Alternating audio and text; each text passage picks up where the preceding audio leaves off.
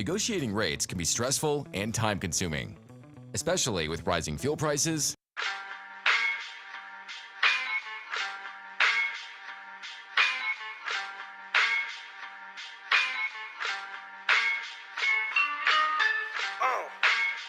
En la Plaza de Reyes, Black 50, soplón. Yeah. ¿Qué vas a saber? ¿Qué vas a saber tú? Oye, chibolito, faltomé. Pulpín de los pulpines, batería de Rapunzel, de rapeos, de raptos, de lagartos en cuartel. Cualquier la pega de cruel con un viejo coronel. Soy flojo, se me antojó dormirme en el laurel. Elevé mi level con un label y un Faber Castell. Ya un papel, lo empape con sangre de todo aquel que se jura Nobel y no ve mis trenes en la riel. What's so man? ¿Por qué no sacan la tablet? Juro por mis aguas que no te hablo por las powers. Soy chincharoneto, búscame por pico sour y te voy a meter al centro loco como Beckenbauer. Escúchame atento mi bro, que estamos rompiéndole en pro. El negro de Plaza de Reyes como siempre rompe este micrófono. Que quiere meterle como yo pero no puede meterle taco pro. Si te pensaba que solo era un gallo, déjeme decirle que se equivocó. Real motherfucker feeling on the street. Es el black shit, black mental de Plaza de Kings. Motherfucker, so plum.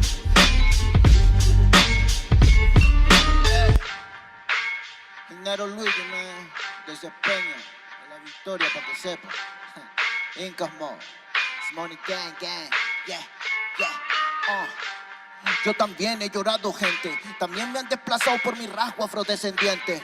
Sí, un perro no habla pero siente. Cuento historias callejeras pa' barrios de delincuentes. Y soy un perro que te ladra, que te muerde y que te huele, nene. Soy más que Lele, ustedes para mí son pelele. Con mi jauría todo el día en busca de los cheles. Tengo un perro en fiscalía que nos mueve los papeles. Y otro en la comisaría para evitar el susto. Muchas veces me han llevado por solo como luzco. Perdón, madre mía, si yo le causé un disgusto. Pero en esta vía yo crecí rodeado de perros chuscos. Yo sé que me quieren ganar, yo sé que me quieren tumbar y no pasará porque soy de verdad. La super rafina, la Dodo Style, metido en latina aprendiendo un quizá. Yo tengo el style, no mido la raza del perro, yo mido por la lealtad y yo soy leal, yeah. La calle te enseña lo que no te enseña la universidad, yeah. Saliste ese peña aquí con una seña, te tiran para atrás, yeah.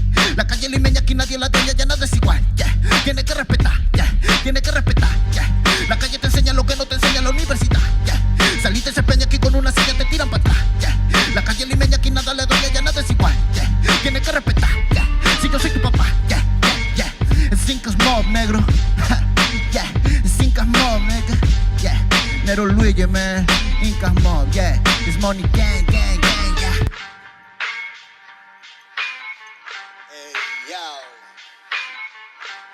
Yango en la maldita casa. Me llaman pa' que les dé al menos una vez al mes. Se metieron al lago y olvidaron que era el mes. For everybody bless. La fama es una puta, me está llamando a las 3. Dile que llame después de las 16 y 25. Volví de la infancia de Abraham Lincoln. Con fuerza ya inco, luchando para salir del rincón. Letra callejera en CD brinco. Under del under, puede que tu viejo te lo mande. Sale de vez en cuando como el cóndor por los Andes. Mi cuerpo no es de madera como Dandy. Antes que me branden, yo seré el ola que los expande. Aunque esto me pique en la madera, no sirven ni para romper el ticket de un evento afuera. Loco por la carrera, desafían la gravedad. Yo espero tras la barrera y llego con la novedad. Niña, tú solo espera que ya encontré la manera. He visto bastante porque voy lograrlo saltando escalones dentro de la escalera. La vida me puso al depósito, yo soy de púlpito para que el mundo conociéramos. De esta parte mejor interprete que paro de esta cordillera. Sin luz afuera, que el espectáculo es dentro. La calle es mi templo, tiembla el pavimento cuando yo me concentro. Mis disparos son temas, la calle un poema se siente desde cuando entro. Y a toditos estos drogaditos que creen que rapean los regreso al centro de mi balcón. Yo he visto el clon de clon en la misma gestión, pero a la malla no llega el balón. Y para esta pantalla no soy su patrón. Yo llamo, esa es la cuestión y doy fe por cada renglón. Consciente de la operación del final de Mbappé con la edad de bufón. De Yango en la maldita casa, Plaza de Reyes, papá. El Nero Luigi, Black Mental, hip hop peruano, rasgo en la maldita base. Yao, yao, yao.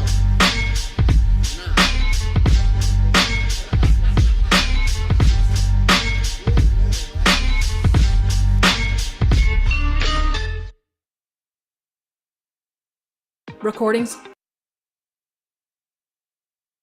Isaiah chapter 58 and verse 1. Cry aloud, spare not, lift up thy voice like a trumpet, and show my people their transgressions, and the house of Jacob their sins.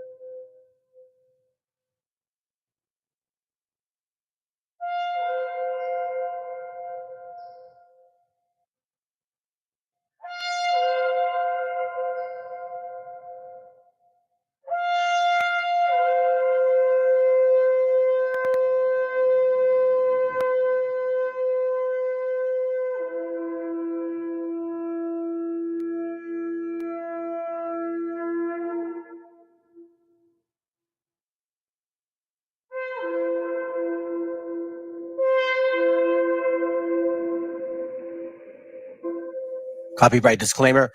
This content does not belong to Bible Chronicles or claim this intellectual property. The content provided today has and always will belong to the content owner. Bible Chronicles does not have any affiliation with the owner of this property. As mentioned, Bible Chronicles did not intend to make use of any material for the purpose of harvesting gain. However, Title 17 of United States copyright law states material in use can only be done when it's for theological or general educational purposes, and thus Bible Chronicles believes that this principal material falls under fair use, which honors protection under Section 107 of the same U.S. copyright law. Copyright. All right, everybody, can you hear me? Shalom, shalom, shalom. Let me see if I can connect. All right, I should be on soon.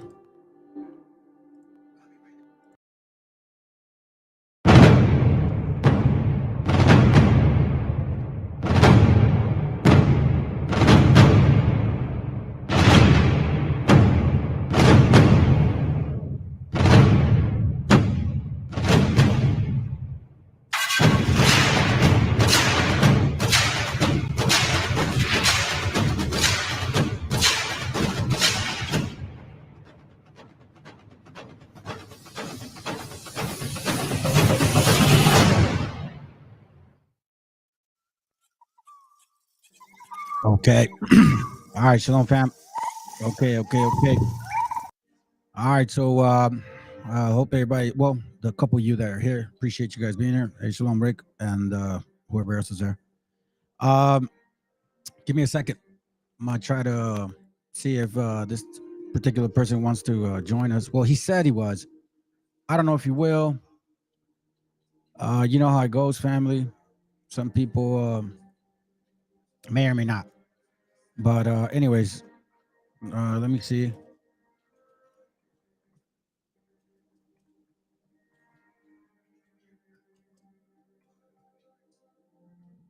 Anyhow, so hopefully maybe he'll show up. Who knows?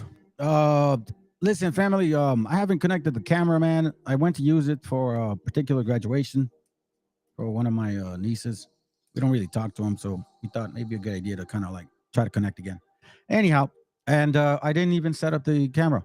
I want to do this class quick, and I want to get this to the point. So what I'm gonna do, fam, is I'm gonna have the picture this way. Now, you that are new to the channel, I usually, well, typically I've been putting a camera here, but lately I haven't. Well, the last couple times. Don't worry, I'm real. I'm not a computer. I'm not fake. I'm for real.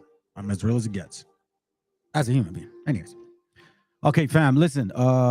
All jokes set aside, as you can see, the name of the title: Disingenuous, Incognito, Negrito. Okay, that's why I rhymed it that way. I was trying to think of a way or a title that would completely connect and that would make sense to what we're finding. So we're going to continue, and today we're going to actually start kind of heavy today. Okay, so unlike what I usually wait, I'm going to bring up some material. We're going to get to it right now. So, but before we do, first of all, I want to appreciate, all praise to the Most High for allowing us to continue in this walk on this channel, for continuing to feed us the truth, whether it burns or not, because this is what we do in this channel. Even if it burns us, we still want to know. We still need to know. This is facts. Facts tell, stories sell. We don't sell stories in this channel, okay? So with that being said, let's start here, fam, okay? So let me go here real quick. Hold on a second. And again, if you guys are watching, if you guys want to go ahead and make comments, y'all go ahead and make comments, man. If you're going to jump on, you're going to have to wait for me once I'm done with the class. And I'm going to go quick in case you guys want to actually talk about these things. Now, I do want to say one thing. Whoever jumps on, I'm going to give you one chance. I'm going to give you a scripture. If you cannot break that scripture down, then I'm going to cut you off, because I'm going to give you a basic one. Whoever it is, y'all want to come and prove your cause, I will allow you to. But don't come here, F it up, and then think you're going to stick around. I don't roll that way. All right? Y'all going to have to bring more than just, simple milk. Anyhow, let's begin. All right? The first book we're going to go to, Jeremiah 5, and in verse 15. It reads, "Lo, I will bring a nation upon you from far." Now listen, family. This is a big clue here. Lo. Matter of fact, let me do this. I'm going to translate it in basic English. So then some of these people don't think that we're trying to confuse them, right? Okay.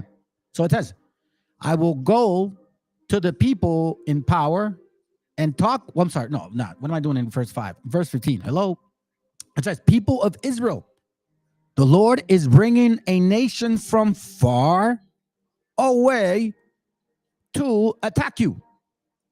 It is a strong and ancient nation, a nation whose language you do not know. Now remember, it says ancient nation. Now, I want to tell you guys something, family, because, we have this talk of these heathens, like these wabos, black onlys. I don't even know what else that they do them now. God knows what else. I'm going to show you a video. I didn't want to show this guy, but he kind of mentioned some things that I wanted to talk about.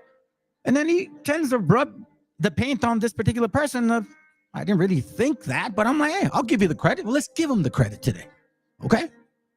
So we're going to go into actual giving credit where credit is due. So here it says that the Most High is going to bring a nation from far away to attack us. Not next door, not 2 hours away, not in Spain, and then right across the Pillars of Hercules, division, and then Africa. No, it says here from far away to attack you. No, Ezekiel, it's not your neighbor's yard. Sorry, IOIC, that's your soldier's breakdown. Make him an officer. He does great. Then it says here, it is a strong and ancient nation, meaning that these people have not been destroyed by the Most High. Now, we know that the Most High left a nation with us from the get-go. And that nation has been in our dealings since the beginning. And in you guys who may not subscribe to Jubilees, it don't matter. But Canaan was in the land where he did not belong in.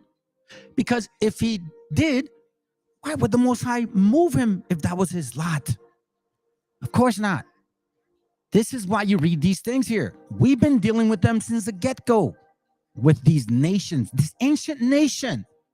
Judges 3 and 5, or every one.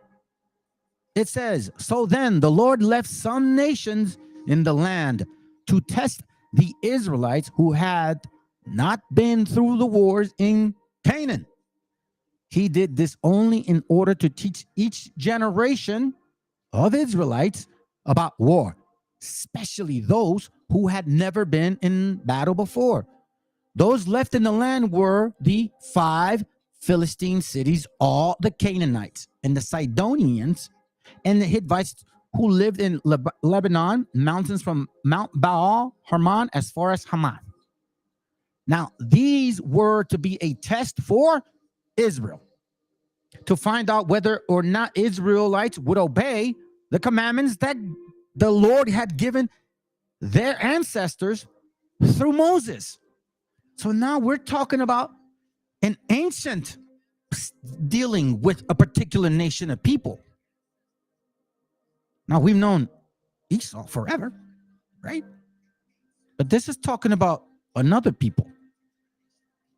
Now, why am I bringing this up? Show you why. You see, these wobbles heathens, right? And that was my point.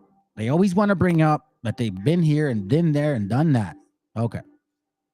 This is from a gentleman that they love to reference.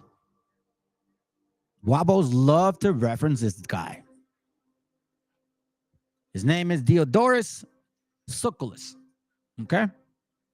This Diodorus Siculus. Well, you don't know if you guys can see it. All right. This man wrote about particular things.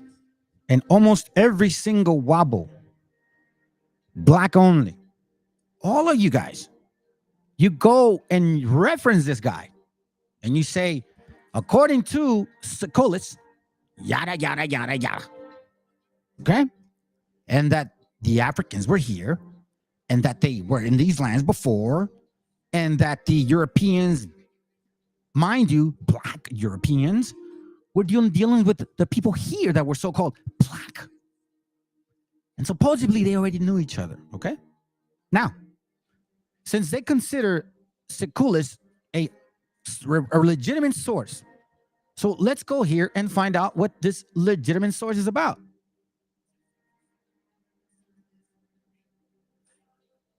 Okay, so let's consider this. Now, you guys have read books that say the Negro, the Jew, I forget some other ones, right? I have a book, and this is where it kind of felt interesting because I had bought it for like $15, never used it, thought it was dumb. I was gonna send it back. I decided to keep it, and then what ended up happening, one day my daughter came up to me and gave me the book, and I was like, nah. But then again, I put it to the side and I go, you know what? So Most High does work with people like that. So let me see what she gave me. And then we find out. So now, check this out. All right. So in this particular link, as you can see, he's talking about discuss what relates to the islands which lie within the pillars of Hercules. Okay. Now, in this particular paragraph, so to speak, it identifies a beautiful land, fruitful, right? So let's read it. And they only go by this. Okay, so let's go. It says, but the number is 5.19.1. It says, but now that we have discussed what relates to the islands which lie within the pillars of Hercules, we shall not give an account of those which are in the ocean. We shall give an account, I don't know where I said now, of those which are in the ocean. For there lies in the deep of Libya an island of considerable size, and situated as it is in the ocean, it is distant from Libya a voyage of a number of days to the west. This land is fruitful, much of it being mountainous and not a little being of a level plain of surpassing beauty. Sounds familiar, family? Especially when you're from where I'm from. Through it flows navigable rivers, which are used for irrigation. Interesting.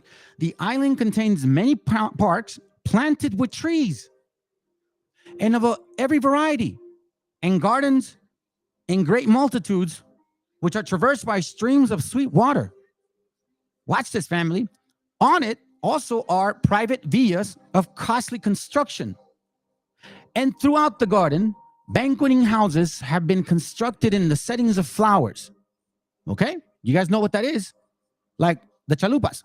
And in the inhabitants, and in them, the inhabitants pass their time during the summer season. Since the land supplies in abundance everything which contributes to the enjoyment of luxury. Now, we're like, wow, are they talking about America? Watch this. When you continue to read, it still explains a little bit more. But here is what these guys use. And they never finish it. They never say what this paragraph says. They only say what this one right here. They only give us this one. And they'll always use this reference, and they'll only print the book that they say this, but never what we read before. 5.20.3 says, the Phoenicians then, while exploring the coast outside the pillars of Hercules, between the Spanish-Portuguese land and the African peak, okay? That's technically leaving that Mediterranean Sea, going to the Atlantic. Those are the pillars of Hercules. It says, coast outside the pillars for the reason we have stated. And let me read it again. The Phoenicians then, while exploring the coast outside the pillars for the reasons we have stated before, right? And while sailing along the shores of Libya, the coast of Africa, were driven by strong winds a great distance into the ocean. And after being storm-tossed many days, we're going to find this out too. This happened to Columbus. And it actually says it in the Bible. And I'll show that to you guys. And after being storm-tossed for many days, they were carried ashore in an island we mentioned above. And when they had observed its facility and nature, they caused it to be known to all men. Consequently, the Tyrrhenians at the time when they were masters of the sea, proposed to dispatch a colony to it. But the Carthaginians prevented their doing so, partly out of concern lest many inhabitants of Carthage should remove there because of excellence in the island. Okay, so what we're reading is that, yes, they knew about it, but they weren't trying to let everybody go because they had inhabitants in Carthage. It would be it would make no sense for them to leave because now you're limiting the power of these armies, right? You can't spread yourself too far. Now it says in excellence of Lyland, and partly in order to have ready in a place in which to seek refuge. Let me read that again. It says, but the Carthaginians prevented their doing so, partly out of the concern lest many inhabitants of Carthage should remove there because of the excellence of the island, and partly in order to have ready in it a place in which to seek refuge against an incalculable turn of fortune. Wow. In case some total disaster should take over Carthage. For it was there throughout that, since they were masters of the sea, the Carthaginians, the Phoenicians, right, who were looking in the isles, my family, for tin, silver, and metal. So let's continue. They would thus be able to move, household and all, to an island which was unknown to their conqueror. So here we see, fam, that this same source that they love to use, right? They exclude this part here. Give me a second. Why is my mouse acting funny now? Okay. They exclude this part here. All right. This part here about concern, partly because of these things, right? And that they left it just in case some incalculable turn of event, which we know that the Phoenicians were the ones that ruled Europe. And that was an incalculable event because the white man took them over, and guess where they ended up? That's right, family. So, but here's my point. This is what they bring up only. They will only print this in their books. The Wabos, what's that dude called? Lee Cummings. He referenced this too, but he didn't mention the rest of it. And he sure as hell didn't mention to you guys what it says here in 5.19.3. He didn't. It says here that there were inhabitants here already. So now if the Carthaginians, considering they look Hamitic, and you Wabos look Hamitic, and you said that you look like that, and we didn't look like that, and we weren't from here, so then why would they call them other people? Why would they look at them like they were another type of people? The inhabitants there. It didn't say, oh, people similar to us. Why wouldn't they, at that very moment, just come over if y'all look the same? Anyways, that's one point. See, I want to bring this up because I wanted to show you guys a different video, but I'm glad that this is actually that I found this. You guys know who this guy is, man. This guy, he does a bunch of, again, we don't know who's an agent. There's nothing more powerful. Who's getting paid. We don't know if somebody who's doing it for sincere brotherhood between them, that they really want to search for truth. We don't know. This guy could be an agent. This guy could be just somebody searching and making stuff up. Hey, whatever it is, I don't care. But this is what I like to do, family.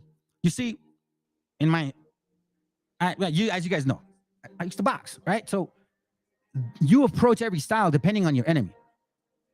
So you got to learn how to use the jab with everything, in and out. You can knock them down, knock them out. You can hook them with it. You know the whole story. I talked about it before. So whenever you actually have a confrontation like this, man, you go head on with it. You want to know why? Because if it's truth, then you should lose. You see that? If somebody's better than me, like in the sport, then I should lose because I didn't prepare. So bring it. Watch what this guy said. Now, I'm not going to watch the whole video because it's a long one, 12 minutes. But I'm going to show you some points that he makes up, right? So here he's talking about himself, blah, blah, blah. He's happy to do this, blah, blah, blah. Okay? Now, watch this picture because I wasn't going this route. But hey, I'll give you the credit because I'm about to read y'all something that technically you may be right. But then again, at the same time, do you really want that smoke? Because now you're calling upon a people that you think are in a suppressive state of mind You see, when our people wake up and start finding out that it wasn't just one nation that they did what they did, all hell is going to break loose. And that's why the prophecy is set for destruction here. Because there's two enemies, family. And those two heads we're going to be looking at. We already know about one, and we're discovering the other. Because obviously, BHIs never want to identify who these guys are. So let's go. I'm loving the fact that I'm doing these back-to-back like this for you guys. It's a double upload weekend. I uploaded 2 Friday, 2 Saturday, and these 2 will be for Sunday. This is heavy-duty research here, especially this video. This ain't in other countries.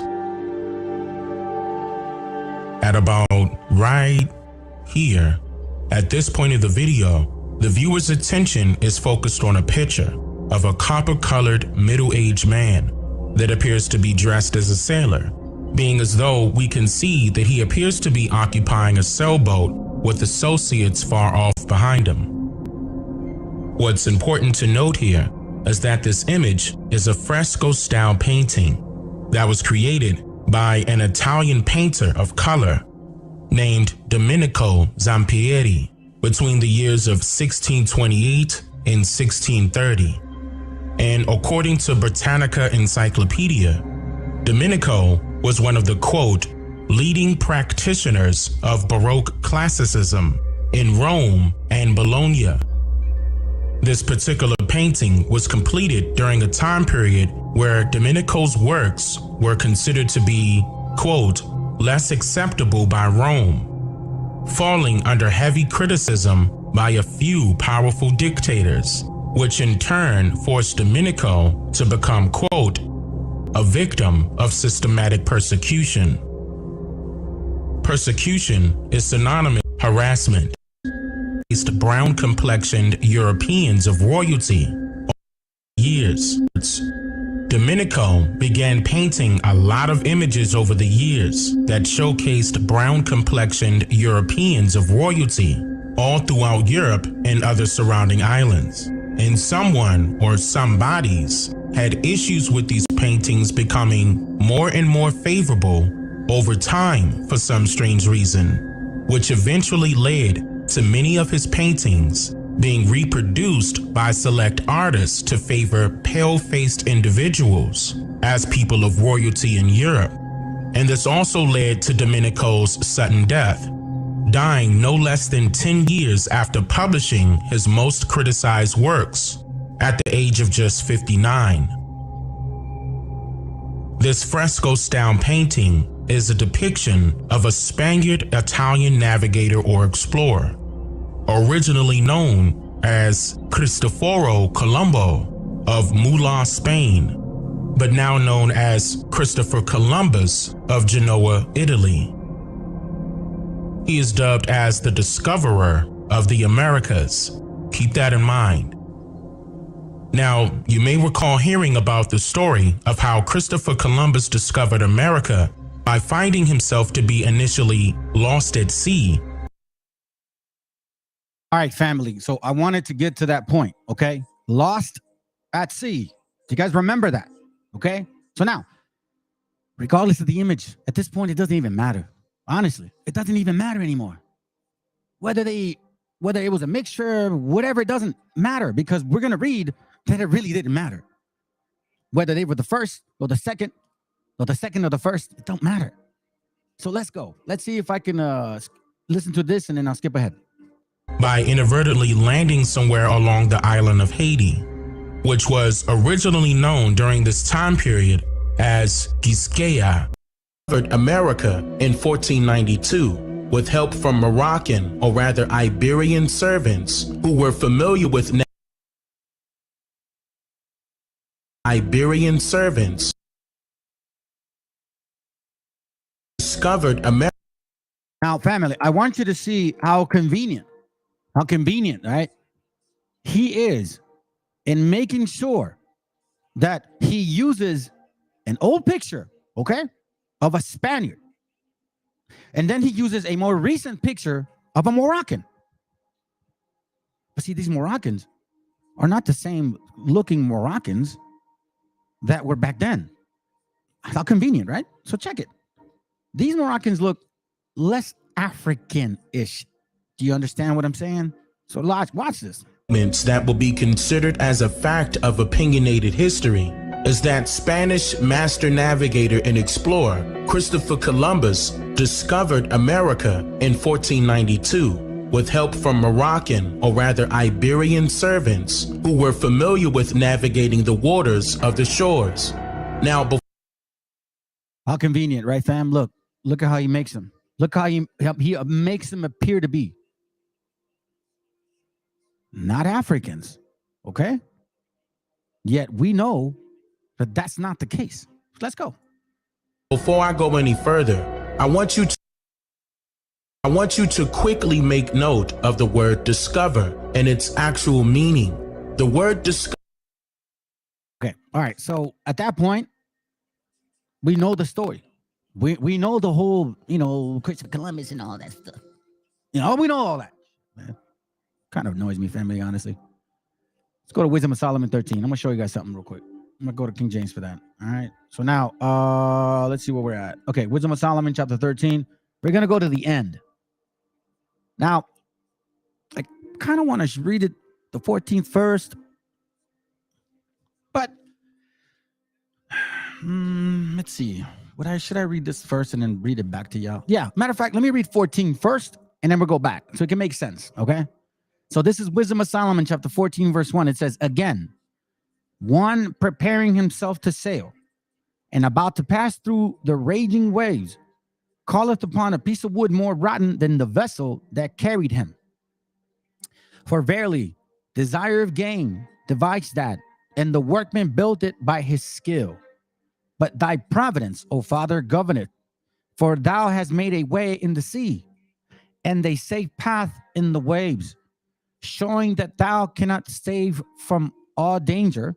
Yea, though a man went to a sea without art. I'll break it down in a bit. Give me a second. Nevertheless, thou wouldest not that the works of thy son should be idle, and therefore do men commit their lives to a piece of wood, and passing the rough sea in a weak vessel are saved. Okay? So now, for in the old times also, when the proud giants perished, the hope of the world governed by thy hand escaped in a weak vessel, talking about Noah, and left to all ages a seed of generation. For blessed is the wood whereby righteous cometh. So just the same way, there was death in that world, right? So a piece of wood brought death to the world. Now the same death saved particular, like this Noah. But now listen to this real quick. I'm going to read you verse 13 so you can understand. It's speaking about a combination of things here. It's talking about how these Europeans would come, but they would also be coming with their ideology and their own God. And they would put faith in their own God and their own piece of wood. So they base it on Christianity and all that. They think that actually got them in this land here. They actually believe that. And some of them thought that they were the people of the Bible. So when you hear about Christopher Columbus, supposedly he read Esdras, why do you think? It's right here, family. That's why he considered himself in this particular page right here.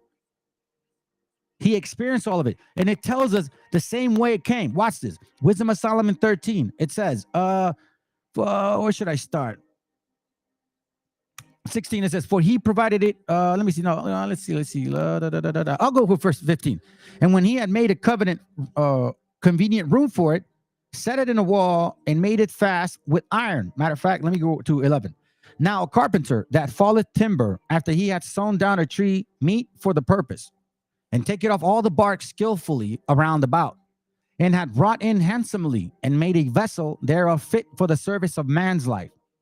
After spending the refuse of his work to dress it, his meat, had filled himself, and taking the very refuse among those which served no use, being a crooked piece of wood and full of knots, had carved it diligently, right?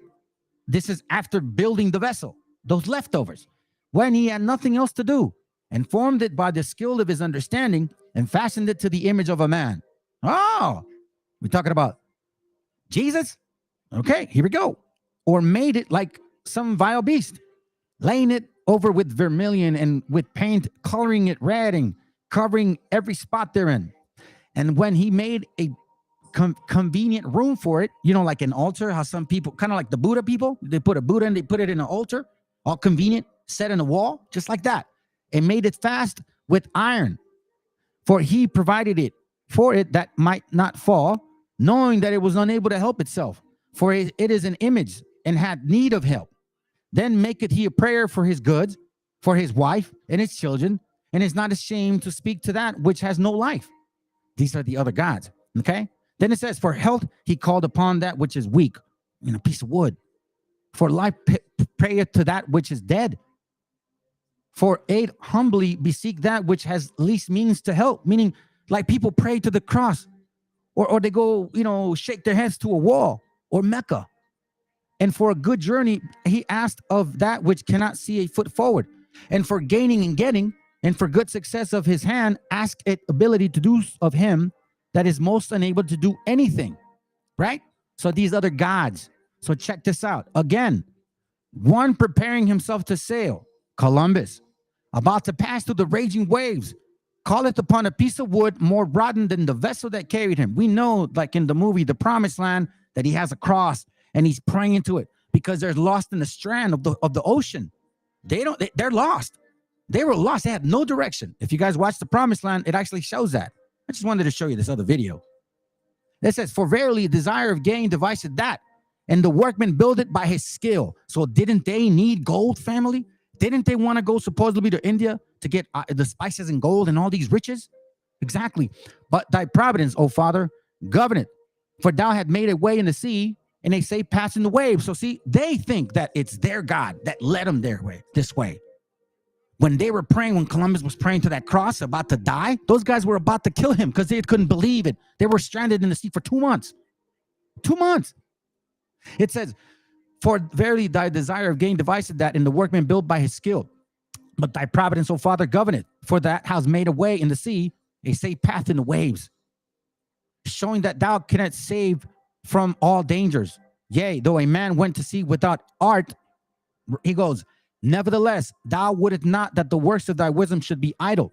And therefore do men commit their lives to a small piece of wood, and passing the rough sea in a weak vessel are saved. They think that they're being saved because of that.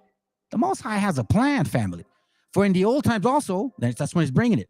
When the proud giants dispersed, the hope of the world governed by that hand escaped in a weak vessel, and left all ages a sea of generations. Now you guys are following. For blessed is the wood whereby righteousness cometh. And that's what it means by righteousness. What is righteousness, ma'am? Correction. The scriptures are for what? For correction. For what's the scripture? Oh my God. For reproof, for correction, for growth. So thy righteousness cometh. Here we see that. For blessed is the wood whereby righteousness cometh. But that which is made with hands is cursed. You see that, family? They were coming with a curse, fam. We know which ones they are. We're going to touch them as well as he that made it. Meaning the people, meaning this God, this agenda, this Christianity. Watch this. He, because he made it, and it, because being corruptible, it was called God.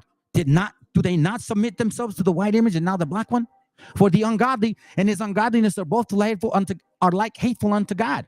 For that which is made shall be punished together with him that made it. So yes, they brought that to us.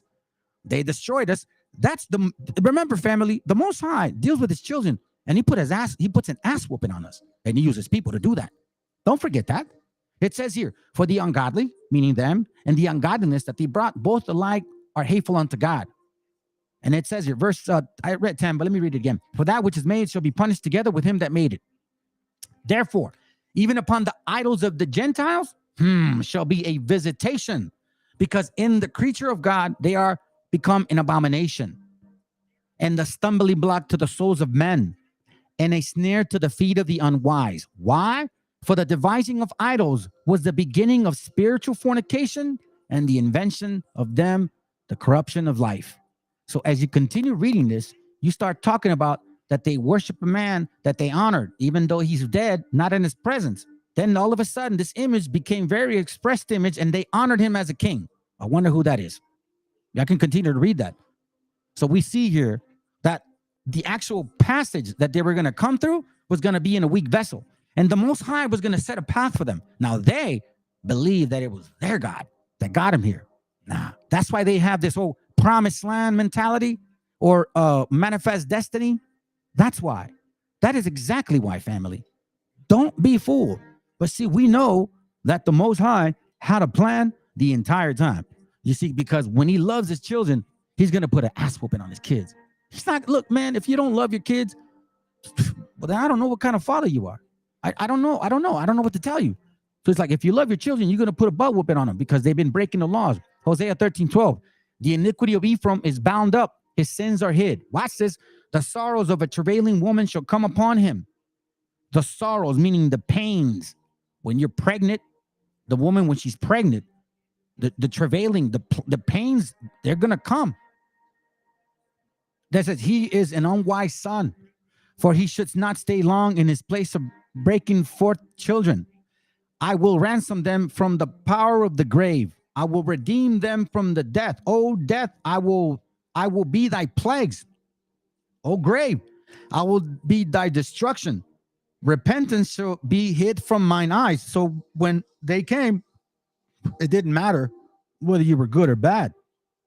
If you're bad and you thought, God forgive me, it didn't matter. He didn't hear us.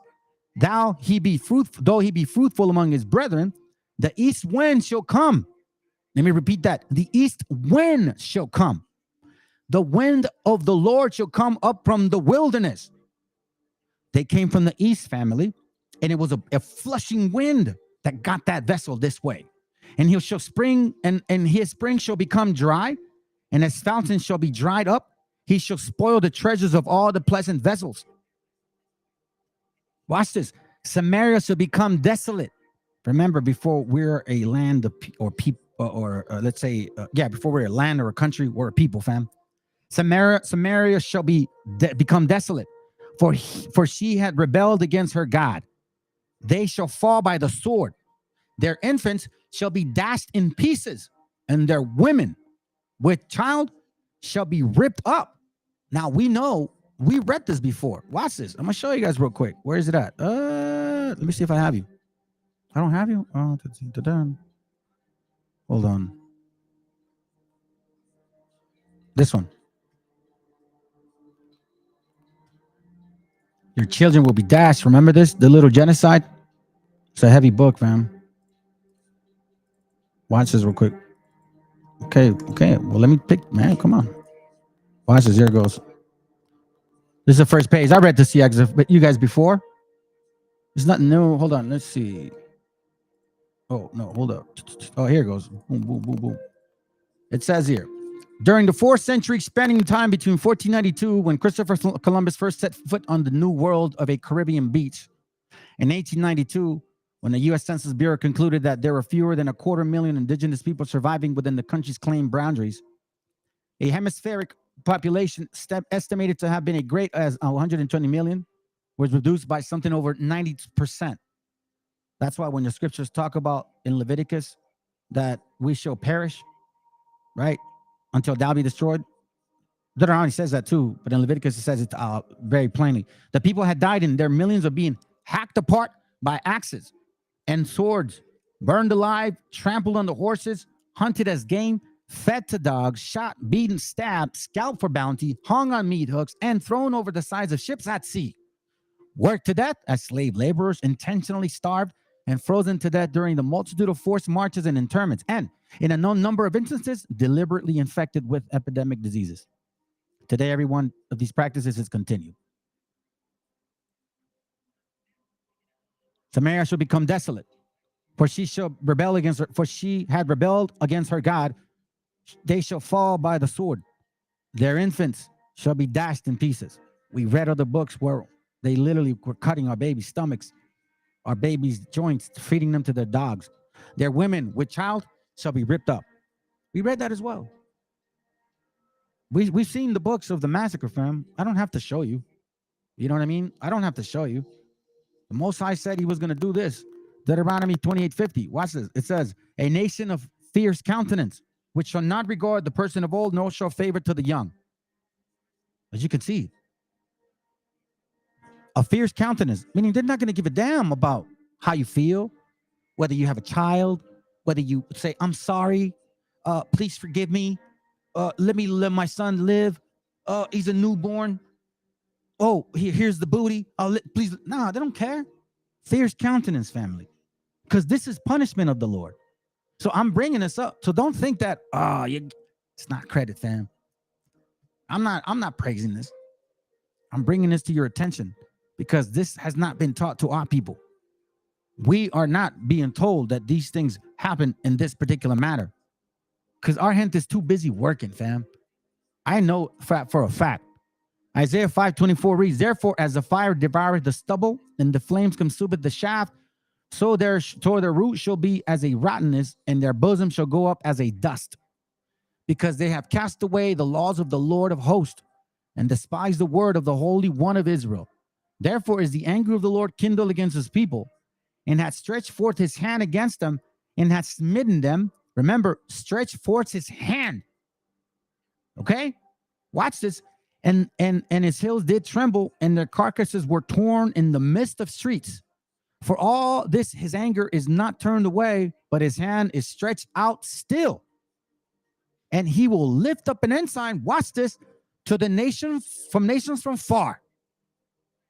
Again, he will hiss at them like, hey, hiss at them from the end of the earth. And behold, they shall come with speed swiftly. With speed swiftly. And it says here, from the end of the earth, fam, not a next door neighbor. Not somebody like right by you, is it? No. It says here, from the end of the earth, and they shall come with speed swiftly. Now, we read that somewhere in a different way. In a different way, right? Deuteronomy 28:49. It says here, the Lord shall bring a nation against you from far, from the end of the earth. Again, he says it, a nation.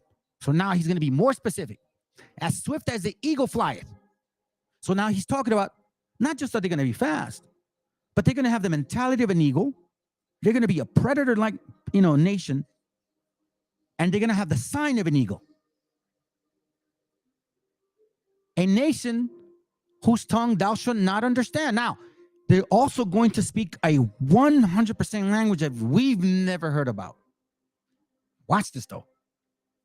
A language that neither us nor thy fathers have known. This is the key difference, family. It says here that these Israelites would not know their conqueror. Not us, not our forefathers.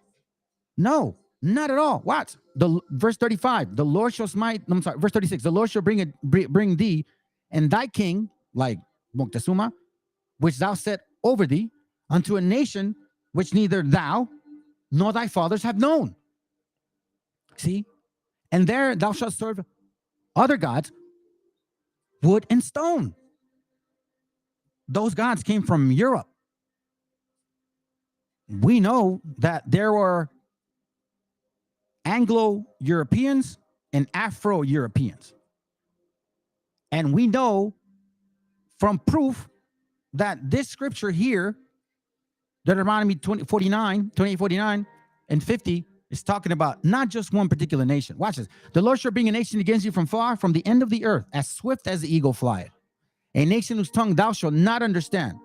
Watch this. A nation of fierce countenance, which shall not regard the person of old, nor show favor to the young. Right? Right? When you see this, it says, as an eagle flieth from far. Right? Okay. Watch this, family. Watch this real quick. I'm going to bring it up to you again so you can understand and you can see how the Bible is very easy to read. You just got to, well, I'll get to that later. Habakkuk 1:5, it says, behold, ye among the heathen. Watch this. I'm going to read it this way. Behold, ye among the heathen. No, I'm sorry. Then the Lord said to his people, us, right? Keep watching the nations around you, and you will be astonished at what you see. I'm going to do something that you will not believe when you hear about it. What's he going to do? He says, I'm bringing the Babylons to power, those fierce and restless people. Remember, the Bible is past, present, future. Keep that in mind. What's going on with this? Why does it stop like that? Oh, man, I don't like when it does that, dude. Like, you guys are so annoying. Give me a second, fam. Hold on a second.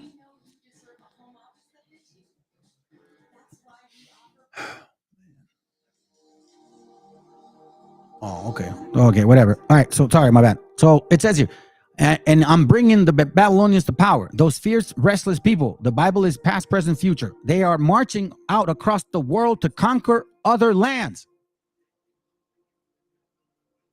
Hey, Shalom. You see that? Conquer other lands.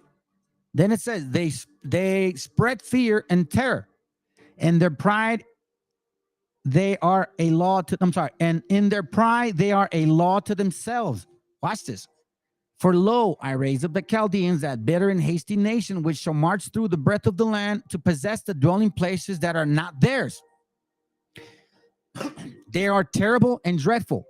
Their judgment and their dignity shall proceed of themselves. We see what it means by that. That they would they would kind of basically get out of them, bro. That like what they did, that just the computer decimated our people. I mean, there's one thing of killing us, man, but we're talking about like actual gory stuff, man. Like actual pain, like the movies, bro, like the Saw stuff, like actual pain. Then it says here, they are dreadful and terrible. Their judgment and their dignity shall proceed of themselves. Here's the point. Watch this. I'm going to read it twice so you can bring a point that I made, and I'm going to bring you guys something of a book. Habakkuk 8:1-8. Their horses are swifter than leopards and are more fierce than an evening wolf. Here, watch this. And their horsemen shall spread themselves, and their horsemen shall come from afar. They shall fly as the eagle that hasteth to eat. We see that again, right? We see that all over again, fam. Watch this real quick. I'm going to show you something.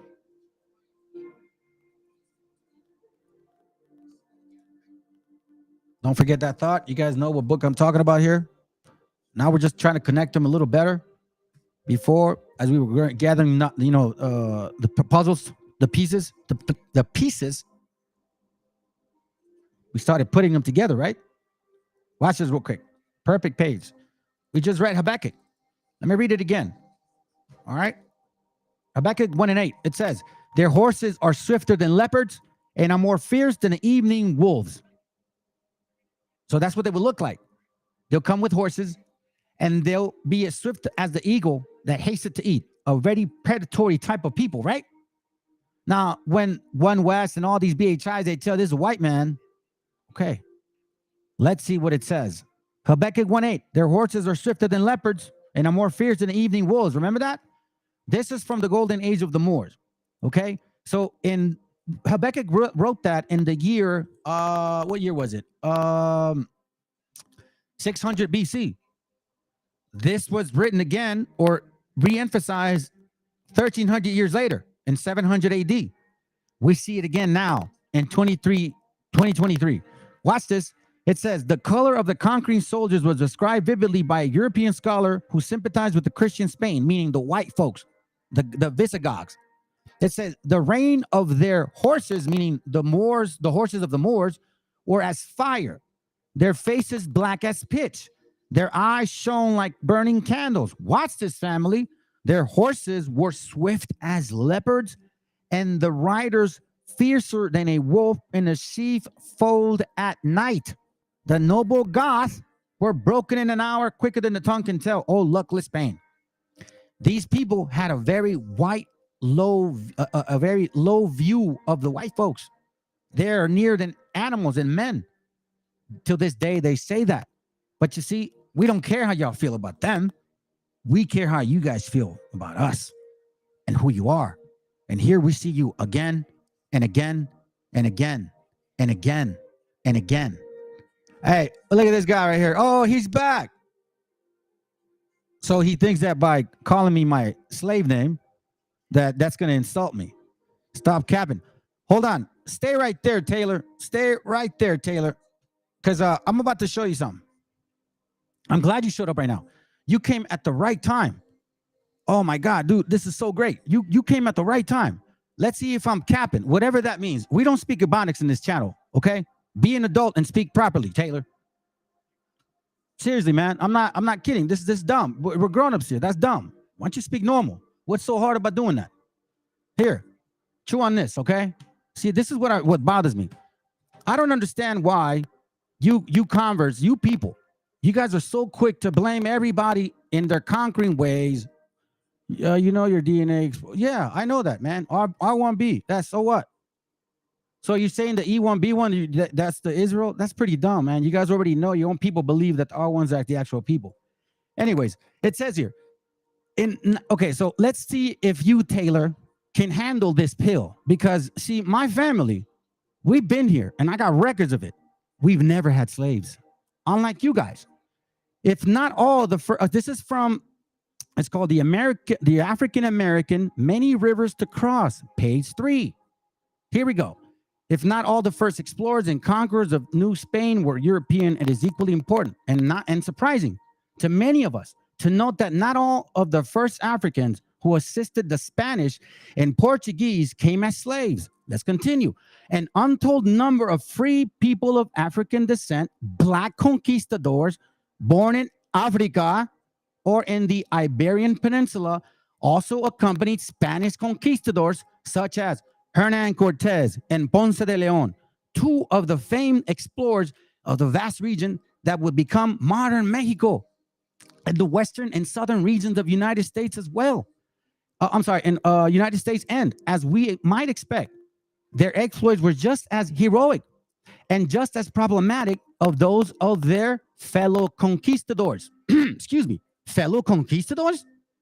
Don't say, no way, Ark. No way, Ark. I'm capping, Taylor. Is this cap? Is this a cap?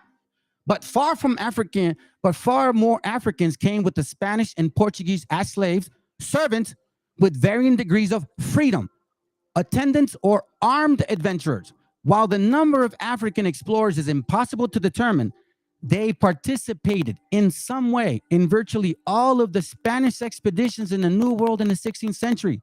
Watch this.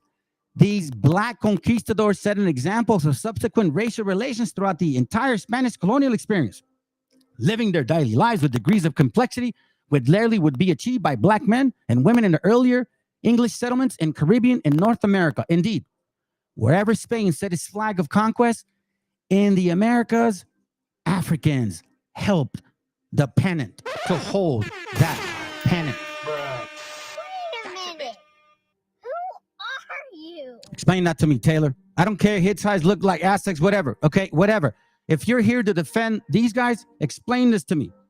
It says they participated in the exploration of the lands that would become modern-day Mexico, Costa Rica, Honduras, Panama, Venezuela, Peru, and Chile, as well as Florida, Arizona, New Mexico, and Texas or Texas. Men such as Juan Garrido, Esteban, Juan Rodriguez, Gaspar Yanga, to name a few. Is this capping? Taylor, is this capping? You see, this is what I'm talking about, family. Where's the outrage? Seriously, where's the outrage? Where's the anger? I mean, you know, this One West doctrine came so hard with Deuteronomy 28, saying the white man enslaved us. Okay, I got you, bro. That's all I knew at one time. The American Academic Society taught me that. So now that we got this here, what do you say to that?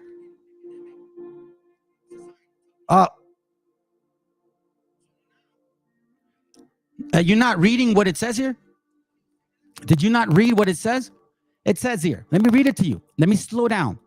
These black conquistadors set an example for consequent racial relations to the entire Spanish colonial experience, living their daily lives with degrees of complexity that rarely would be achieved by black men and women in the earlier English settlements in the Caribbean and North America. Indeed, wherever Spain set its flag of conquest, meaning the white folks, in the Americas, Africans helped hold the pennant. You were saying that blacks came here and conquered and did no, I didn't say everything. But we have a lot of material that shows that at times you guys matched the amount of Spaniards, and sometimes you actually they came with many more of y'all. You see, see, fam, look. See, look. So there were a few. You see what I'm saying? A few, fam. This is what I'm talking about. You see, this is what I'm saying. You don't want the truth. You don't want the truth. See, now you're saying we know how Spaniards look and how they're. You see, family, this is what I'm talking about. You put it in their face. See, most Mexicans look like they're. You see what I'm saying? So let me tell you something, family. This is what we call a dumb wobble right here. First of all, I'm gonna tell you, and I've never really got into this too much, fam. But I'm gonna tell you something. If you look at videos that we've seen here, for example, pictures like Egyptian pictures, statues back in those days, right? In the hieroglyphics, they have this like actual images of certain people. Do you guys realize that this image that we carry is an ancient image, fam? It is an ancient image. You see, the whites and the darkies, right? They want us to make you assume that they mix and they created us, supposedly. But see, features like us have been around for centuries. We have documentation, fam. Don't believe this crap. I'm tired of falling for, oh, you guys, no, man, you see, you're wrong. We can go historically on that. We've had these features for a long time. But see, you guys here in America, y'all don't look like the Africans over there. You guys look like the mixture here. And I'm going to show you something because I'm glad you're here. You see, I don't know why it is such a big deal. It is so difficult to just accept facts, to just say, look, you know what, man? I'm just going to deal with facts. Okay? Let's see if you can deal with facts. So I go here, fam. And I post this here real quick. Where's it at? Is it this one? Hold on a second.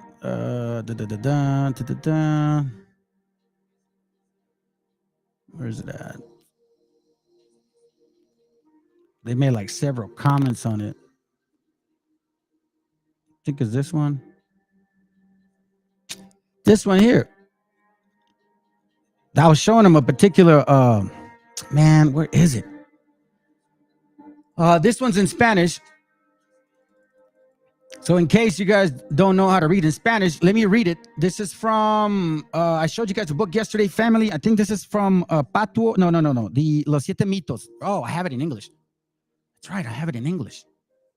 Hold on a second.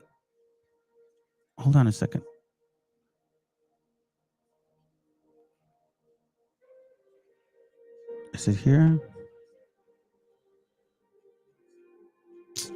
Let me read it in Spanish. Either way, you're some of you speak Spanish anyhow. Let me read it. Check it out. Al igual que Garrido ha sido considerado como el único conquistador negro en México, Juan Valiente ha pasado a los anales como el único conquistador negro de Chile. Pero los datos relativos a México, Chile, Perú, Colombia, Venezuela y otras zonas indican que aquellos hombres no estaban solos. Y si bien los africanos que participaron en expediciones anteriores se contaban por decenas o centenares, muy pronto alcanzaron la cifra de varios millares en las principales colonias, como era el caso de Perú. Incluso después del final de la conquista, entre 1529 y 1537, los hermanos Pizarro recibieron 258 licencias para importar esclavos africanos en Perú. Y en 1534, Álvaro trajo 200 africanos más. Y muchos de ellos, como Valiente, permanecieron ahí como Valiente. He was an African conquistador. Many of them, like him, stayed and did the same thing. Watch. Pero muchos otros llegaron de manera ilegal, entre ellos 400 esclavos enviados desde Panamá a Perú en solo semestre de 1535. Cuando las guerras de conquista de la década de 1530 derivaron la guerra del civil hispano-peruano, en la década siguiente el número total de negros de Perú alcanzó al 2 millares y comienzo de la década de 1550 rondaba ya los 3,000. So it says here, además de que en Perú, Chile residían muchos otros africanos, la experiencia de Valiente en el ejército guarda semejanza con las otros negros. Here it says, let's just get to the point. En otras zonas de América, los documentos aportan algunas informaciones sobre los rigores soportando durante los años por numerosos conquistadores negros en los frecuentes combates. Juan Bardelas, por ejemplo, afirma que sufrió 106 heridas de flechas en Honduras y salvó la vida de su capitán, el español. Véase la tabla 3. So apparently, in case you guys don't know Spanish, what it's basically saying is consistently confirming that you guys assisted them the entire time. That's what it's saying. No more, no less. It's not saying anything else. Oh, here it goes right here. So we get responses from people like these guys, fam. Right? We get these typical posts like, what is it? No, not that guy. He's saying something else. It's a different topic. We go back. There, you know how it is. They go jumping back and forth on these topics, man. And they put posts like these. No, like not that. This guy over here. That's a different one. Where you at? Here it goes. Right? Whatever. Post here. Gives me a response. Joel 3:4. Typical answer. I can't even see your post, but there's a Bible showing so-called African Hamites, blah, blah, blah, the whole thing. I post that picture. Tyree or Hamites, Israelites or Shem, you effeminate wannabe. Okay.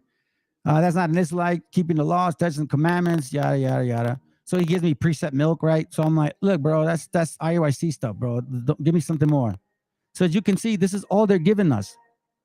They give us their typical responses when you bring them facts. Look, I give them this information. Like I go, check it out, bro. Look at all these conquistadors right here. Juan Garrido, black. Sebastián Toral, black. Pedro Fulupo, black. Juan Bardella, black. Antonio Perez, black. Juan Portugués, black. Juan García, Miguel Ruiz, Juan Valiente, Juan Beltrán, to name a few. To name a few. You see, and and this is it. Look, even though I literally show books that show that you guys passed laws to rape our sisters. You guys passed laws. You see, family, it doesn't matter what you tell these people. They're not. Look, here's another one. Let me see if he likes it. Viruela is the smallpox. Okay, it says here I'll translate it. The infirmity, smallpox, was imported from one Negro slave with Pánfilo Narváez, who was a black man, who came to Mexico with the, a la armada de su amo el año, came in the year 1521 with his master. Y se propagó en la Nueva España epidemia, and that's where the epidemic began. In 1796, it showed up again in Oaxaca. See, look, this is it. Okay, fine. If you believe that, fine, Taylor. But what are you going to say to the enslavement of these people that look just like you? Are you saying this a few? The books that we have literally said that you guys were in it. You guys were in it to win it the entire time. In it to win it the entire time. Hey, look, he says you guys got light because blacks. That's supposed to be the story, and that's not true.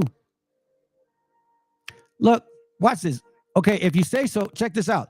Black Jewish congregations are made up of the Caribbean island Negroes who are descendants of the miscegenation marriages between Sephardic Jews and blacks. Descendants of slaves in Jewish-owned southern plantations left over from the back to Africa movement of 1920s and recent converts. The conversion began with the Great Migration in 1915. They hit the peak in the 30s. That's why they passed miscegenation laws, so you guys would stop sleeping with each other. Those are not lies. And this is from the famous book that you guys love to post. That supposedly, that's where you guys are the people of the Bible. See, but we show them this, family. You see, you guys are a testament to this. We're showing them this. Where's the anger? Where's the, oh yeah, no, man, it was those guys that enslaved us. Where's the anger? Now you're finding out that they weren't alone. Where's the anger? Why are you ignoring these things? Now you're saying, oh no, it wasn't us. You guys looked a certain way. No, it's right here. These are actual historical books. Why are you ignoring this? Why don't you bring attention to this? Look, those descendants of the Mozarabs and Christianized Moors who made their way to Brazil, and among them, the main finds were even prisoners of war from the Moroccan campaign and Moors who had been expelled in 1610, did not come directly out of the state of rural servitude, but had been in the service of a powerful realm, engaged in urban occupations, which many of them had taken up by ways of invading the law of Don Fernando. Others had come from free labor on the lands held in Saif. Still others had the useful trade of shoemakers and tailors. What do you say to that? Are you going to ignore all this too? With respect to Brazil, it is likely that among the first settlers were numerous individuals of Moorish and Mozarabic origin, along with New Christians and Old Portuguese. And we read earlier that they weren't always coming directly. It says here, watch this. It is extreme. Vianney conceived a Brazil colonized in large parts and chiefly organized by the Locho Blondes. But the most minute researches in this, he talks about they're not actually that color.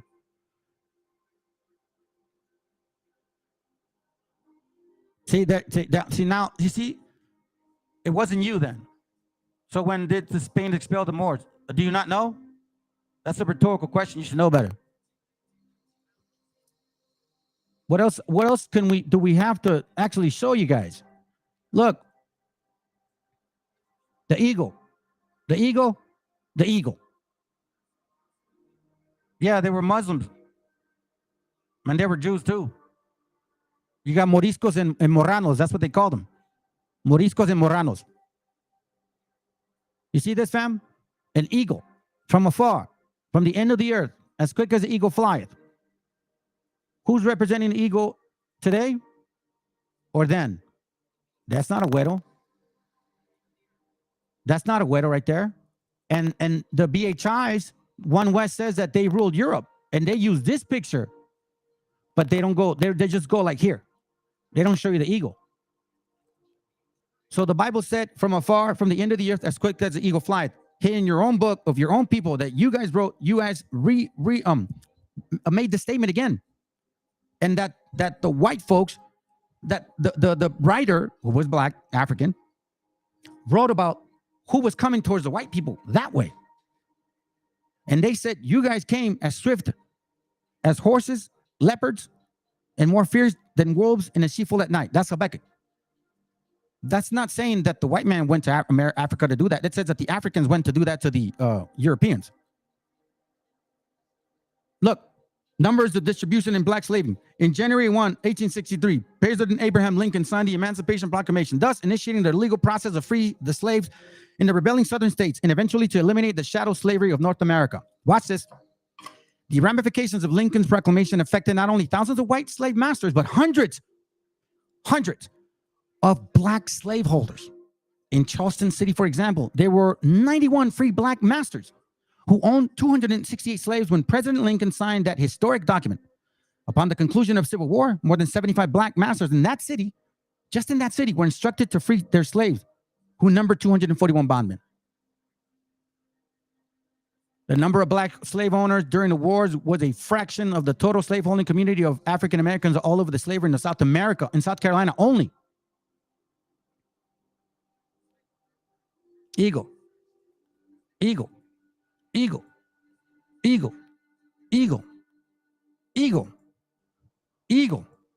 What more do you want? Where's your anger, Taylor? If you believe you're the people, where's your anger? I'd be mad if I found out that people that look like me are capable of doing that. Yeah, look, check it. You see this? This is from an old one, 2,300 years ago. So what I'm saying about the transatlantic slave trade is that it's a lie. It's a lie. I'm glad you asked. That is a lie. You guys never were in no slave trade. Matter of fact, you were in, what is it called? Indentured servitude for several years. And then up until the 1670s, maybe, you were actually going through the slavery. But you had people that were looking like you, light skinned, putting your asses in jail in slavery too. You see, this is the thing that you guys have a difficulty accepting, that people that look like you may actually not be your people. So we have no problem doing that because we know, because we've been around them. It's all spiritual. So it ain't about what you look like. That's not what we're here to teach. Look, you guys didn't make us different colors, bro. We were already in different colors. That's a lie, man. That caste system, that was brought by the Moors. Here, I'll show you something. I know this is going to probably, maybe might not offend you. Hopefully not. Geography. Okay, I think is this one. Is it this one? No, that's not it. Oh, here it goes right here. Watch this, okay? Watch this. Oh, sorry. Let me show you guys. This is from a book called The Treatise. Let me magnify it. The Treatise on Physical Geography, comprising hydrology, all that stuff, right? I'm not going to read all that. We're going to go to page 296. And I'm just going to tell you that Nate the Snake loves to read page 297, but he doesn't read page 296, and I know why. But I'm going to do you guys a favor of reading it for you because he doesn't like to read it. See, he likes to read this page here, 297. Where you at? Right here. He likes to read this. The Jews are people who have ever in quoting prophecy dwell alone, mixed nation, they're black, blah, blah, blah, blah, blah. That's what he says, right? Right. Check it out.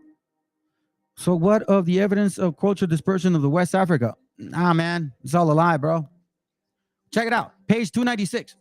The same book that he reads, Nate. I hope you're watching. Look, Nate loves to say, yeah, right? But he never reads the previous page where it says the rapidity which color changes is seen in the English colonies of North America. Watch this. It is not 250 years since the first colonists arrived from Britain, and much shorter time since the ancestors of most of the present New Englanders crossed the ocean. Okay, and yet they have lost, they have lost the clear complexion of their kindred beyond the water and acquired much of the hue, meaning color, of the southern French or the northern Spaniards, so that if an assemblage of each nation were placed side by side, there could be no difficulty whatsoever distinguishing them by their complexion alone. With respect to the intermixture with the Indians, we know as a matter of fact, it never took place. Boom, hold up. Wait a minute. Who are you? Yeah, that's an African thing. I'm not saying that you guys didn't come. I'm not saying you guys didn't come from Africa. I'm not saying that you guys, what I'm telling you, bro, is that the 1619, that's a fallacy. You guys were already coming with the Spaniards. What's why wobbles are confused when they see like, oh, well, when we showed up with this new American history, we showed up and we saw natives looking like Africans. Yeah, because they were already mixing with our sisters. It's common sense. Common sense. So I'm going to show you this. And again, I'm not here. All I'm trying to show my brothers and sisters, I don't care what color you are. That's not what we're teaching in this channel. You see, I come from a family where there's dark-skinned people and light-skinned people. I just happen to be in the middle. Okay? My son is a little more tattered than me. But we know that we come in a lot of variety of shades. What I'm trying to teach y'all is that this One West doctrine is lying to you guys with fallacies and using incorrect history and then trying to match it with the Bible. So I'll tell you this, fam. This is the biggest trick that Satan could have ever done to us, was to create a history, make it so real that all of a sudden in our lifetime, we'd believe the prophecy because it was created prior to its actual manifestation. Meaning that someone, the American academic, would say, look, this is what happened to them. And that's all we know. But that's not the truth. Watch, I'm going to show you so you can see what I'm talking about. I'm going to go back to my page here. Hold on a second. Sorry, brothers. Don't mean to put you on Front Street. Let's see where this page is at. I'm going to go to, I'm here. This is a good book. In case you don't know, it's called Africa's Gift to America. Man, why is it looking like this? Let me see if I can turn it around, fam. You know what? I know how to get it. Africa, Gift to America. Hold on a second. Hold on a second, fam. Let me go to it real quick.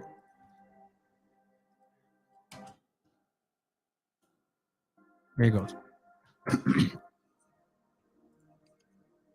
Africa's gift to America. We're going to go to, I believe it's page somewhere over here. You see, that's Northern Europeans. Molasses. This molasses trade here is coming up. Coming from America. Whole molasses trade. Where you at? Why Africans only slaves? Okay, here it comes. All right. It's talking about white slaves too. Slavery of the whites in America. That's not my point. Here goes right here. Watch this.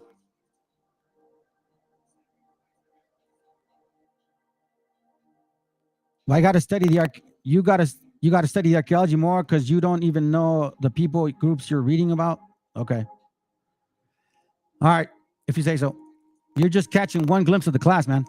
Anyhow, first, Africans, not slaves. Strong documentary proves that the first Africans in America were not slaves, and that shadow slavery of them did not start until 1659 or 1682. It is given by competent researchers. 4 of them are J.A. Russell, M.P. Andrews, Mary Standard, Helen Cathero. Russell, in his chapter Origins of the Free Negro Class, calls the belief that the first Negroes were slaves, a popular error maintained and supported by a large number of writers. The evidence clearly points to the customary indentured, for Virginia archive shows that throughout the second quarter of the 17th century, Negroes were being released at the end of the period of indenture. The Virginia Old Dominion, page 88. I showed you guys that picture.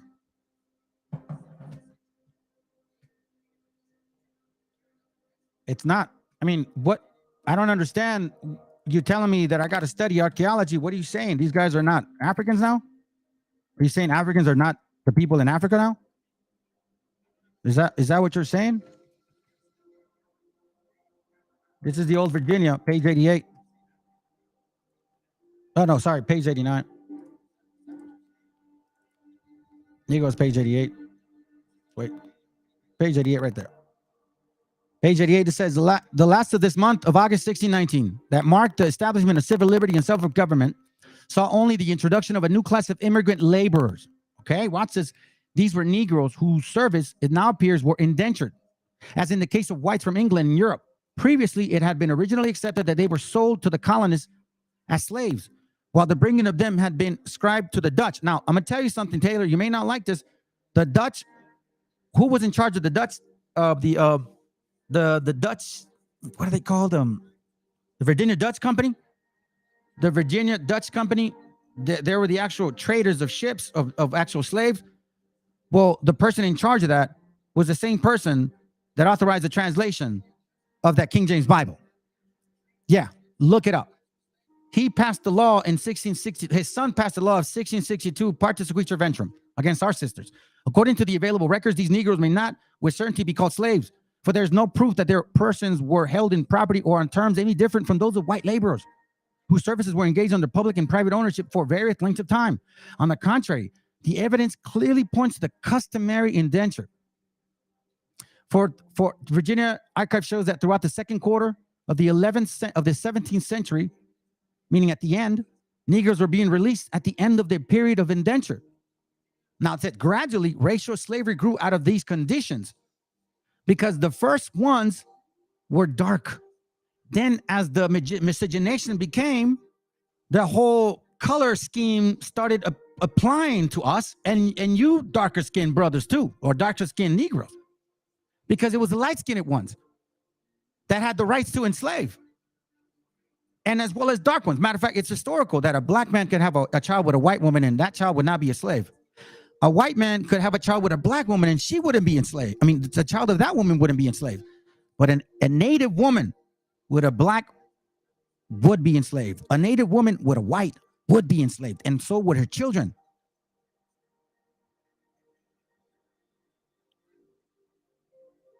So let me ask you, Taylor, who are these Africans in the Bible? Since they're not Canaanites.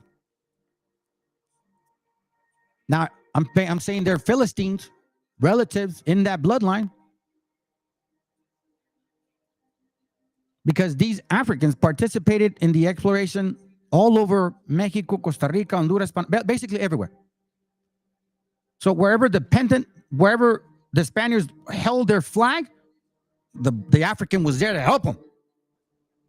Horrors were albinos, Cape. Oh, bro, you're way off, man. You're one of those guys. Okay, cool. I'm done talking to you. So this is it, fam. I mean, I didn't want to go this route, but I guess, the Most High sometimes leads that way. Yeah, I'm done talking to you, Taylor. I don't know what you're gonna type, bro. I'm done talking to you. That you're like not even in the right mindset. Here, I thought I was giving you some time. Now, I'm gonna show you this real quick, fam, and then, well, matter of fact, let me bring up some scriptures. I'm gonna show you this real quick because it doesn't end. It doesn't end, right? They said they would come from afar. They would be the actual assistant of these heathens. Deuteronomy 28:22. They would also bring something with them. The Lord shall smite thee with a consumption, and with the fever, and with their inflammation, and with an extreme burning, and with the sword, and with blasting, and with mildew, and they shall pursue thee until thou perish. Verse 35. And the Lord shall smite thee in the knees and in the legs with a sore botch that cannot be healed from the sole of thy foot unto the top of thy head. Damn. Watch this. I think I have it here. I showed it to you guys the other day. I think I did. Was it this one? Oh, it was. I know which one. Yeah. You're right. My bad.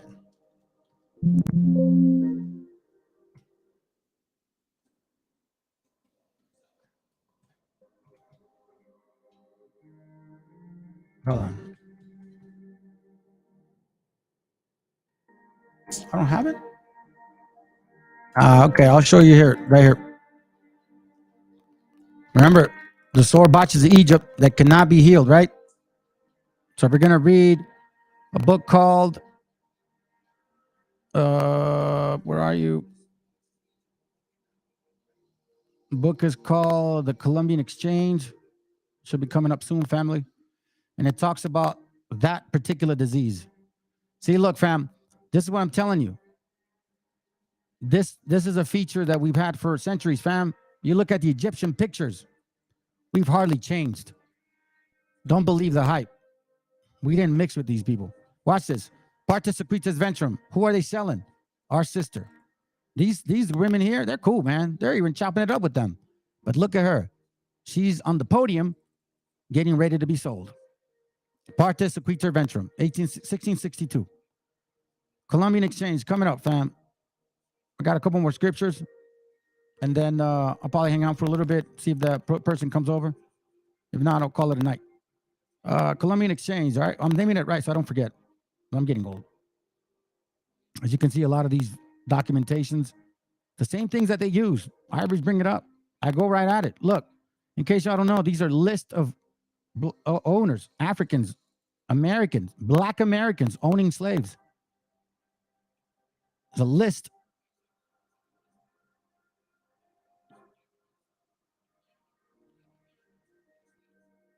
The list, man. See, this guy here was he ran the Dutch company. This here is a Saracen crest. See the seal of the King James of Scotland?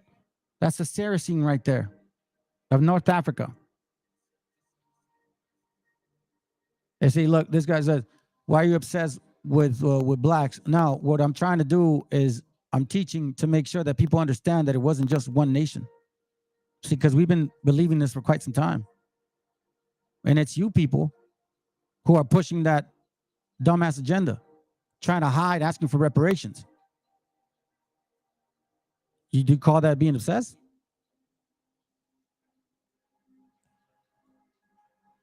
Listen, bro, I'm going to tell you something, man. I'm not sure where you get this, Tyler or Taylor, but I never had to run after your women, bro. Ever. That's what you guys hate about our raza. Oh, you're even worse. Oh, my God. You see this, fam? What the hell are you arguing about?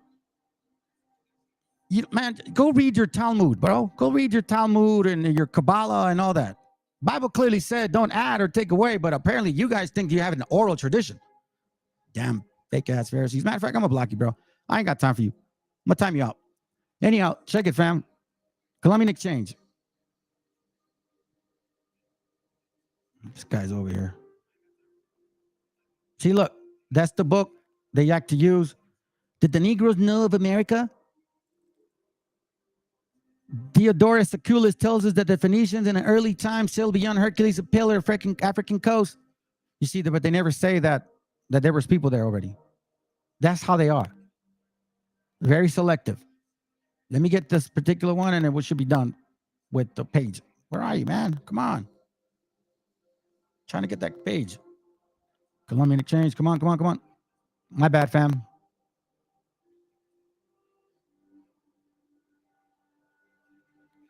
Or did I pass it already? I probably passed it. I showed it to y'all the other day. Man, I don't need to. Let's see. Where are you? I couldn't have posted it that long ago. Nah, I'm way ahead. My bad, fam. I thought I had it earlier.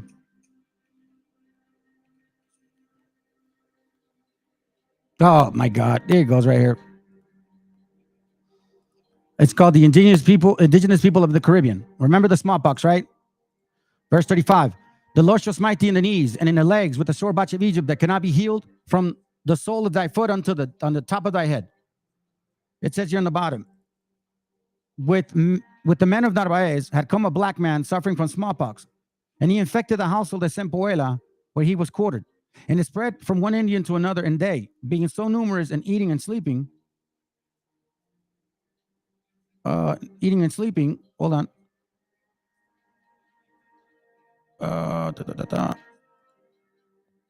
Sleeping together quickly infected the whole country.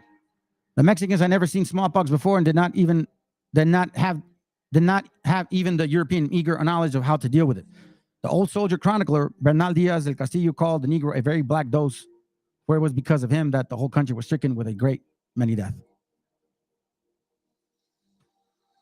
I'm not sure why this is ignored. Family, I tell you what, I post these things on there, and I ask these people to explain to me what this means. Where's the uproar? Where are you so-called Hispanics that you're pushing this 12-tribe chart? Where's your anger? Where's your uproar? You see, because this isn't done only by one nation of people. We're not the ones voting in this country, family. You need to remember that. So where's your uproar? See, I called you all out. Where's the uproar, so-called Hebrew Israelites? Now we find blacks being right next to the white man talking about taking over our lands, yet nobody effing cares. Y'all quick to threaten the little crystal head white boy on the street and put your foot on his face, but you won't call out these nuggets for what they did. Where are y'all so-called Mexicans who claim to be part of the 12-tribe chart? Where's the anger? Negro conquistadors. Y'all are weak, man. Y'all are weak. Where's the anger? Enough is enough, family. Y'all, man, I'm telling you, I'm getting tired of these One West and these Wabos getting away with murder.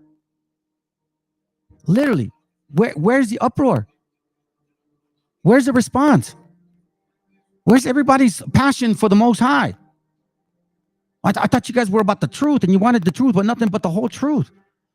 Whatever, regardless of whether it affected you or not. Where is it? We find out that our children were fed to dogs. We read earlier, chopped, sliced, diced. Where's the anger? The Bible is saying the eagle, the eagle, the eagle, the eagle, the eagle. Arqueología. Where's the anger? I don't see it. But you know what I see? I see a bunch of hypocrites. I see a bunch of fake ass Hebrews. I don't learn about the Bible. You don't care about our people. You don't care that we died of plagues. It doesn't matter to you. You just think this is a fad. You are not really about this book. You don't give a damn about what happened. I'll show you this real quick. This is from the American Holocaust, right? Page 271.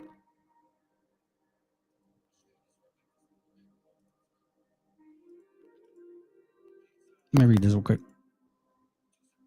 Watch this.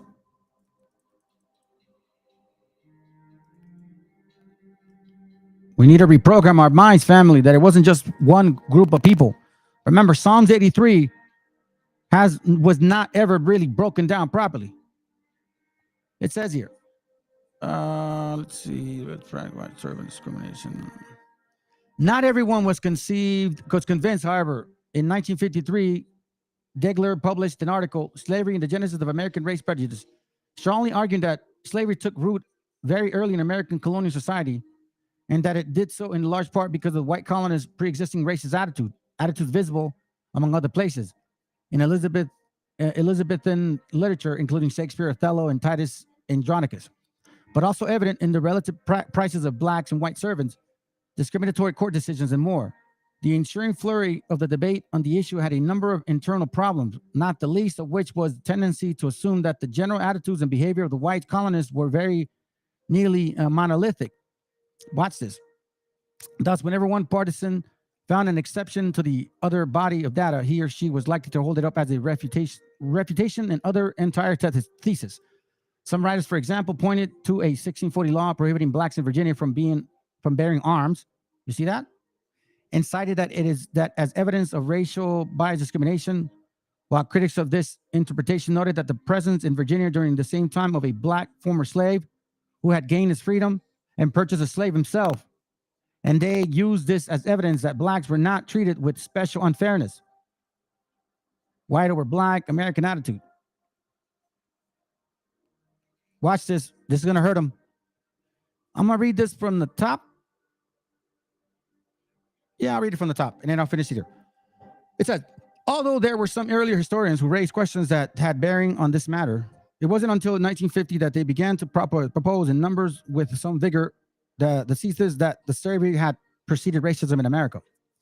Working within a social climate to which they could not be immune, a climate that was registering in rising course of insisted claims by African Americans for equal access to the social and political benefits of American life, right? So we see there trying to get access to so-called benefits. These historians contend that slavery emerged gradually as an institution following the first arrival of blacks in North America, and that racism emerged still later, in part as a rationale for the maintenance of what by them had become a racially defined slave society. Although this was an argument not without some documentary support, it was also an argument suited for the political academics, liberals who then were coming to agree with historian Kenneth Stamp that innately Negroes are, after all, only white men with black skins. Nothing more, nothing less.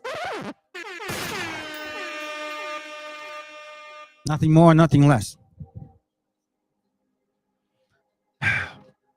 So if you really think about this, family, this hasn't stopped. We've been at this since 1492. Now, this guy's like, oh, you should do some history, whatever.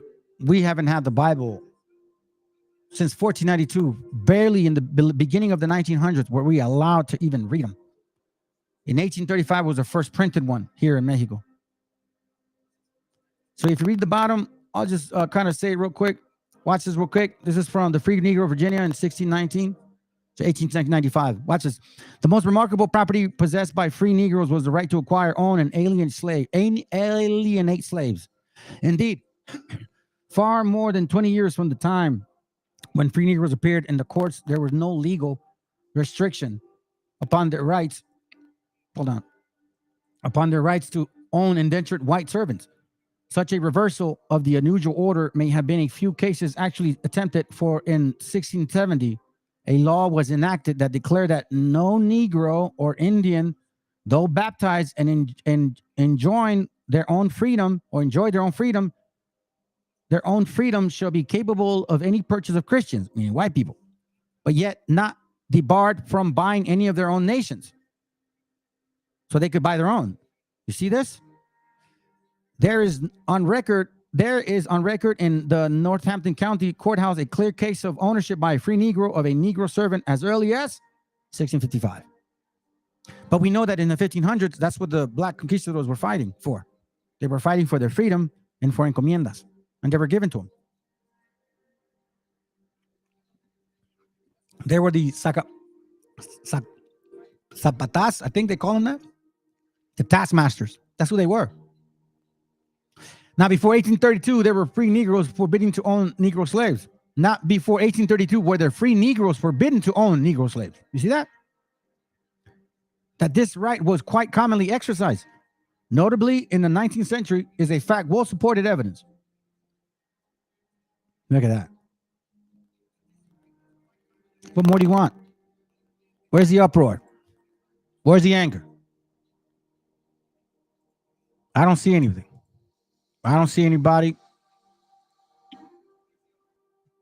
All right. If you want to come on, I'm gonna give you one. Not you, Taylor. Don't come on. I'm not gonna let you on, man, because I don't even want to deal with you, bro. I don't want to embarrass you guys. You're the least people to be in the Bible. Just let it be. Straight up. You want to jump on, Julio? You can, bro. Or Solomon, if you guys want to add to something.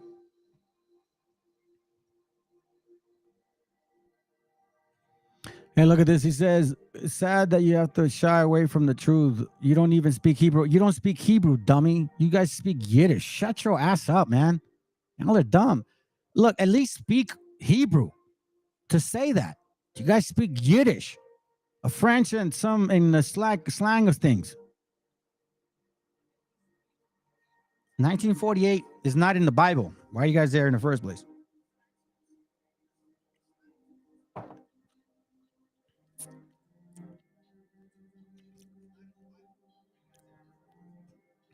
I don't have my camera on, fam. Hold on. Yep. So as you can see, I'll just kind of continue for a few minutes and I'm gonna let go. As you can see, family, 1492 was the day that righteousness came. It was basically a time for correction. We really fell off, fam. Unlike these fake Israelites and then these fake Israeli ICE, Tel Aviv dudes, right? They're the leaders in finance, movies. They got money all over the place. They're not on the bottom. The scripture said that wouldn't happen.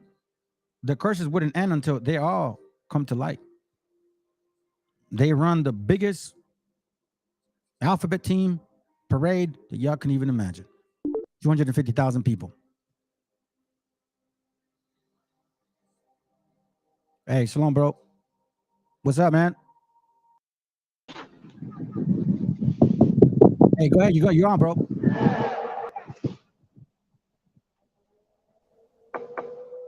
Julio, can you hear me? Hello? Hey. Nope. Yeah, can you hear us? Nope. Hey, I don't know. You're breaking up, bro.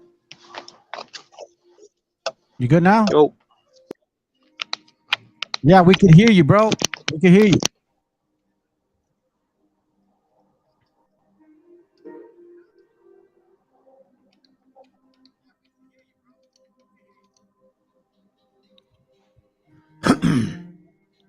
What's going on, man? No, you disconnected. All right, I got you. Probably bad connection. Hold on, he's trying it again, I think. Hey, can you hear us now, bro? Yo. Yep. Yeah, can you hear us now? You can probably hear me, but I can't hear you. No, we can hear you, bro. We can hear you.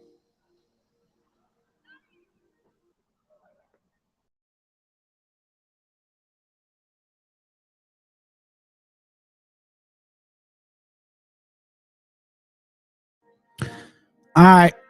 Well, I tried, fam. I don't know why, Julio. Maybe you need a different phone, bro. Anyhow. All right, so that's all I got, man. If you guys want to stick around, I don't know. Somebody said they were coming. Apparently they're not. Maybe they didn't like the videos. You know what I'm saying? Yeah, I know. It's all good, bro. That's all good. All right, fam. So, man. Anyways, all right. So I'll call it a night. That's it. I'm not gonna wait any longer. You know what I'm saying? But I appreciate y'all being here. I hope it was edifying. And family, listen. I've said this before. Stop believing these people that keep saying that we mixed. These features that we have, these features have been with us for a long time, family. It is just unbelievable when you look at historically what some of these ancient artifacts, like what they look like, you know, who it includes. Let me see if I can find it.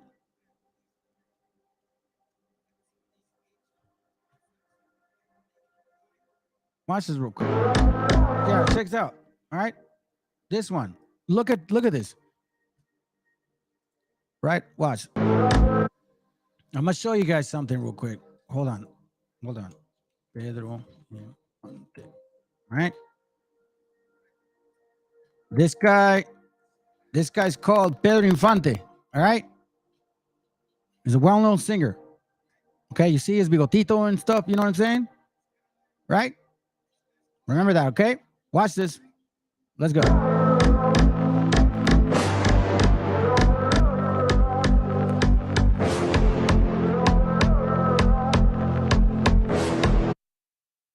Look at that, fam.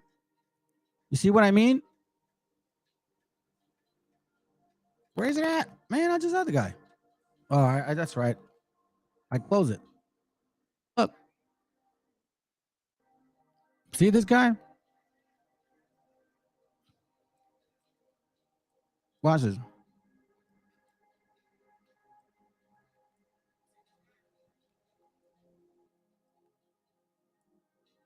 Look. Now, I'm not saying we're them. What I'm saying is that these features are ancient, family. Stop believing the hype. Don't listen to these people. Don't believe anything they're saying to you. Look, watch this. I'm gonna show you something. And I don't mind showing these pictures, man. I'm very proud of what how my family looks like. Stop. Watch this. That's me right there. I was 35. I wasn't like, you know, in the commandments at that time. All right. That's me right there. Similar features, right? Similar features. Okay. That's my daughter right there. Similar features. Not that different. Look at his nose. Look at my nose. Look at his nose. Look at his chin. Look at his chin. Look at my chin. You see this? See? His lips a little more fuller than his. His are more fuller than mine.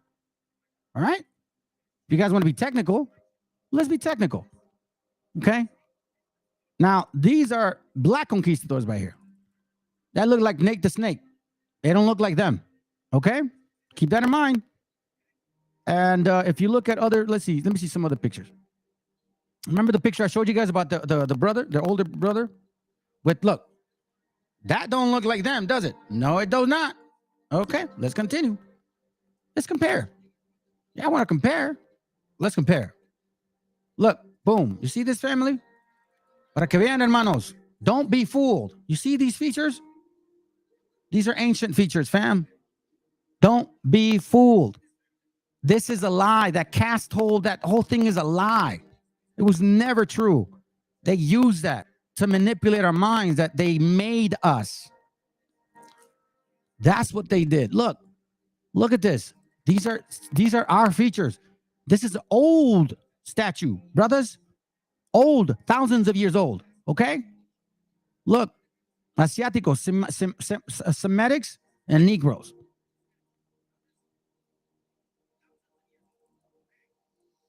Look at these features.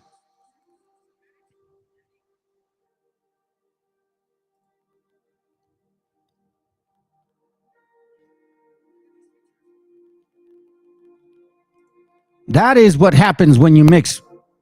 That's miscegenation. So when they come, you can't tell. We couldn't tell if they were them.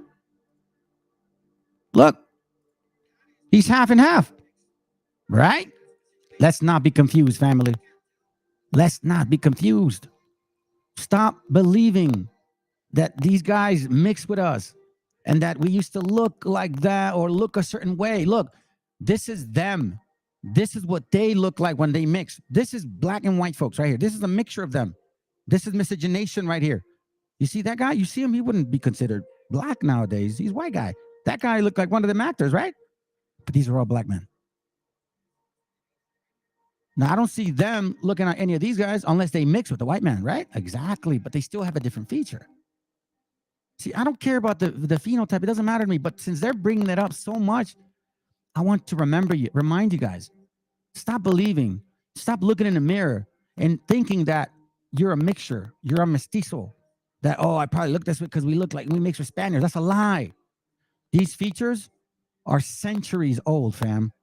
These features, you guys are not the fucking mixed, okay? You're not the mamzers. You're not the mamzers. They're the mamzers. There's the ones that have been mixing. These two people have been doing it for quite some time, which is why they look how they look, which is why they say those things that they say, which is, look, that don't look like him. Watch this. You see this? Who's that lady? That's a light-skinned Negrita, and that's a white woman. Who's that? She looks like she's enjoying herself. That woman's the server.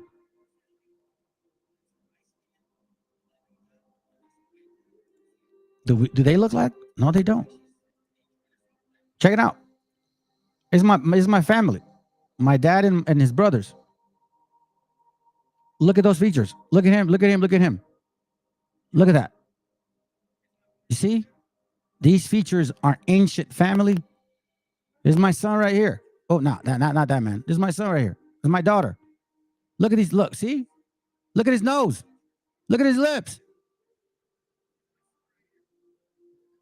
It's there, bro. It's right here. It's right there. Just click on that. You see what I'm saying? And look at these people. Our features are ancient. Stop believing in these fools. Look, you see the nose, you see the chin, you see the tan, you see the hair. We make all kinds of colors of babies, family. Brown, dark, light skin, curly hair, straight hair, wavy hair, no hair. All of it. What more do we have to tell you? What more do we have to do? So now that you know these are ancient pictures, right? These people, a little different than us, but still similar. Not too much. But we know we mix. Not to the extreme. That's the point I'm trying to make. You see what I'm saying? That's the point I'm trying to make. Look at that sister. That's a sister from El Cerrito Gallón, Mexicana. Wobbles will run with that. All right, let's continue watching this.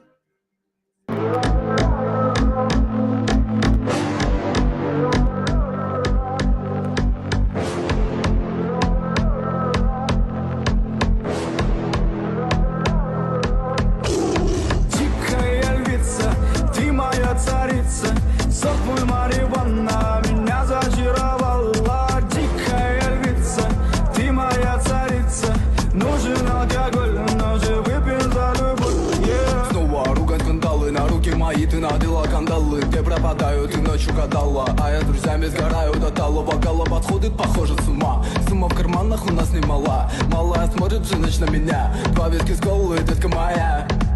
Из клуба. Look at that.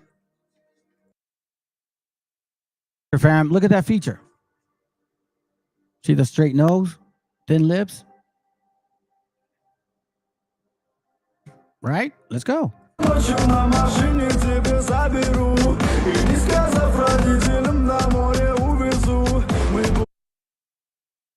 What is that? That doesn't look, that looks exactly like them. So what I am trying to wrap my mind around, fam, is if I look like that, and historically I'm like shown that way, why am I believing something else?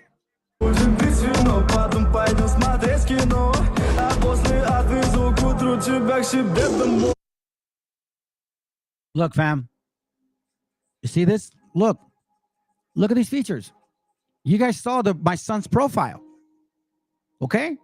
You guys saw my son's profile. Let's go.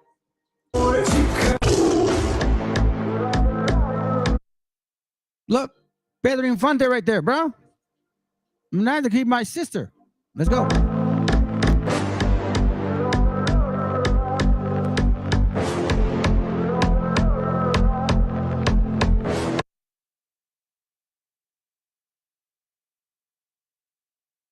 Look at this, fam.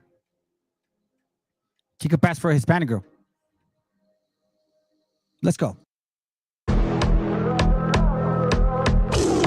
Дикая львица, ты моя царица, сок мой Мариванна меня зачаровала. Дикая львица, ты моя царица, нужен алкоголь, но же выпьем за любовь. Снова ругать скандалы, на руки мои ты надела кандалы, где пропадаю, ты ночью гадала, а я с друзьями. Look at that.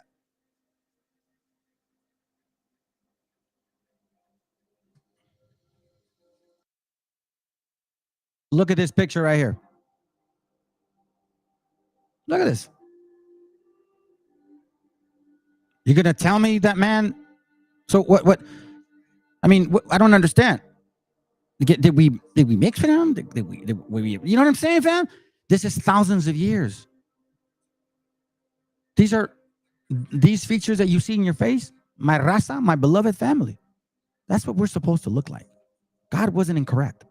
The Most High did not make a mistake. And I'm going to tell you something. A matter of fact, that's what it was. I knew the Most High wanted me to remember. Let's go. Let me play this.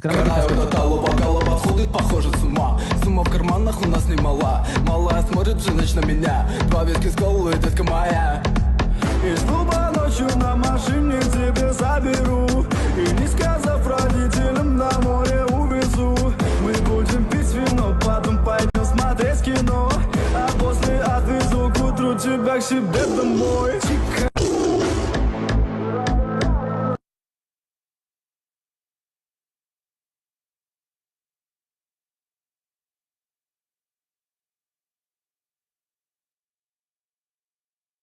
Sorry, fam. My mouse is acting dumb right now. Let me see if I can find it. Hold on. That's not what I wanted. Give me a second.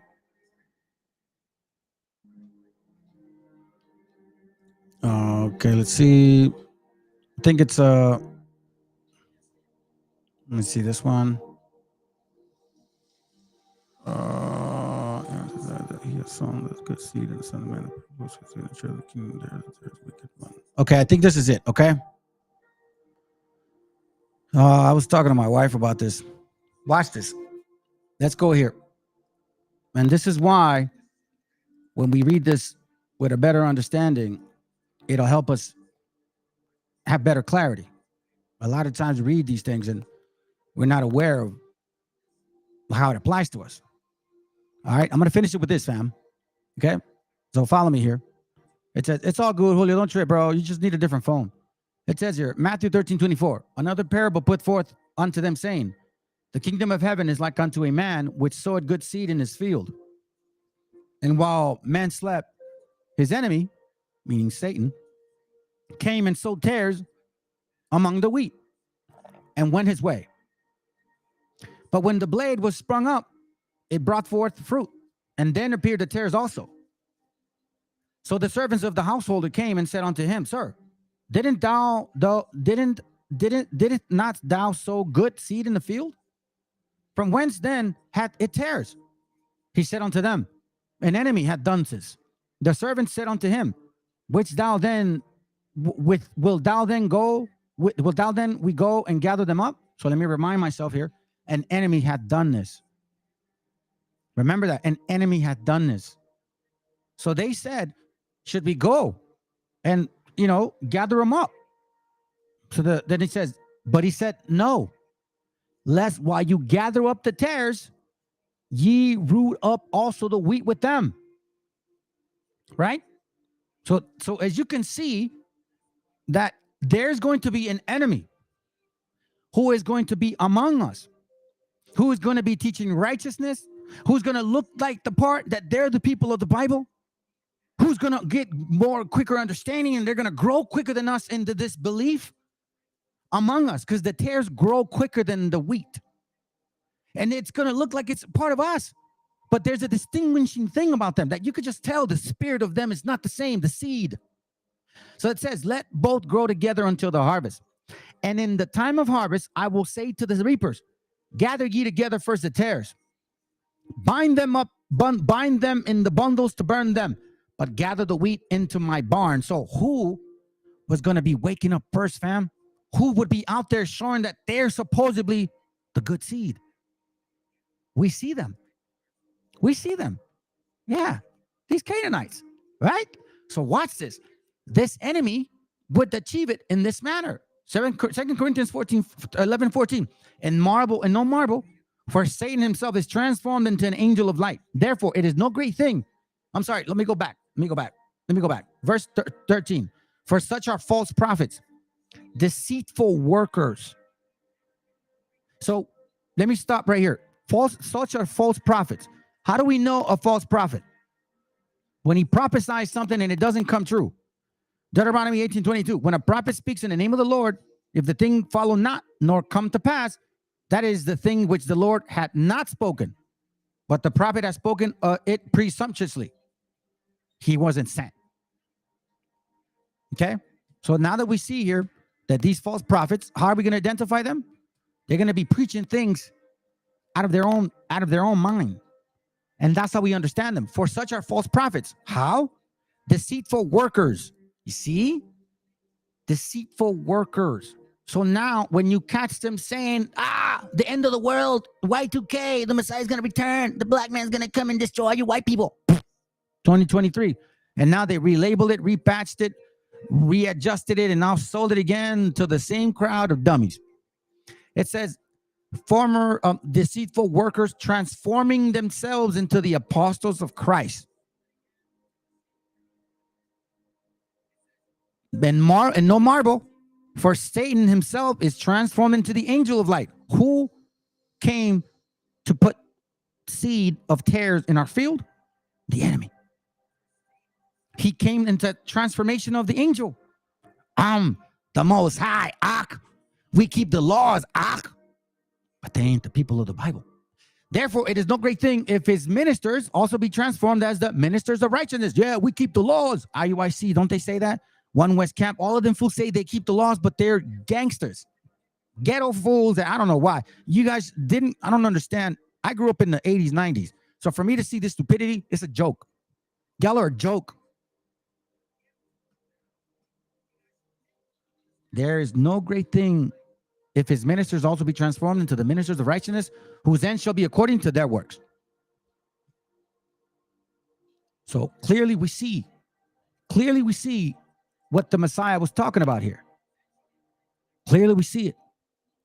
It says, but let both grow together until the harvest. In the time of the harvest, I will say to the reaper, gather you together first the tares and bind them in bundles to burn them, but gather the wheat into my barn. So listen, family, I just want to tell you this. Everything that we learn is not for me to teach you hate. No. What I'm trying to teach you is love for our gente. We need to stop being distracted by the enemies. We need to stop being distracted by fake empathy and these consistent movies about slavery that has nothing to do with us because it's a lie. There's an important movie I want you guys to watch. I'm gonna show some of it right now. Hopefully they don't block me. It's a trailer, but let me read this first, okay? It says here. Let me see.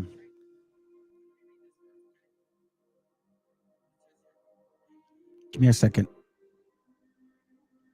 There it goes right here. All right. Watch this. Let me read it. Well, here it goes right here. I'm going to read this. If I had made, Job 31:24, if I had made gold my hope, or have said to the fine gold, thou art my confidence.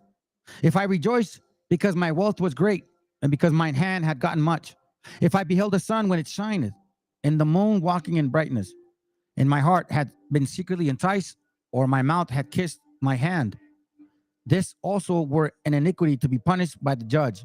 So here he's saying, if I ever do that, if I ever worship something, if I ever look at something like that, right? If I ever, get out of order of what you're asking me to do, if I rejoice at the destruction, that says, hold on, if this also were an iniquity to be punished by the judge, for I should have denied the God that is above. Watch this. And he continues, if I rejoice at the destruction of him that hated me, or I lift up myself when evil found him, family. Let me read it this way. So you can see it, because it looks like a continuation, right? You'll see. It says here, all those who work for me know that I have always welcomed strangers. If I invited travelers into my home, I never let them sleep in the street. I don't like that.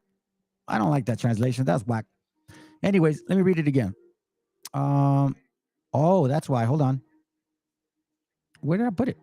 Okay, my bad, fam. I'm getting tired. Yeah, here it goes right here. I read the wrong one. Okay. Verse 29, it says, I have never been glad when my enemies suffered, or pleased when they met with disaster. I never sinned by praying for their death. Family, what I'm trying to teach you is repentance. I'm trying to open up your hearts to see that our gente has struggled together. And we cannot look at each other as enemies. That's what I don't want. Don't wish destruction upon them. Vengeance is of the Most High. What I'm trying to do is teach you history and show you that our history is in the Bible.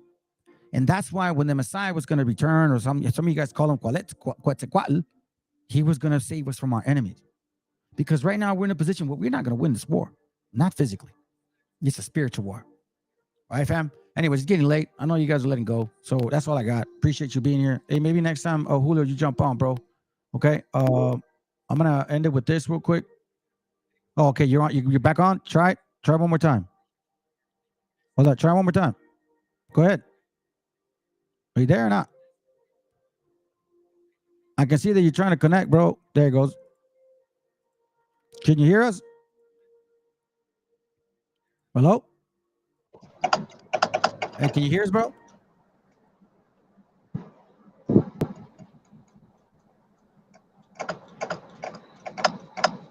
Man, get on the phone, bro. Take away. All right. All right, fam. Shalom. Appreciate y'all. Matter of fact, let me do this now. I'm gonna do a prayer real quick. We finish it off like that. I'm gonna play a short song. Yeah, I want to hear the song, man. I'm gonna play this Matthew 6, and I'll finish it with a song and then the ending. All right, fam? So if you guys can pray with me, I'll appreciate that. All right? Hold on. This is the book of Matthew, chapter 6 and verse 9. After this manner, therefore, pray ye, our Father, which art in heaven, hallowed be thy name. Thy kingdom come, thy will be done in earth as it is in heaven. Give us this day our daily bread, and forgive us our debts as we forgive our debtors. And lead us not into temptation, but deliver us from evil. For thine is the kingdom, and the power, and the glory forever. Amen.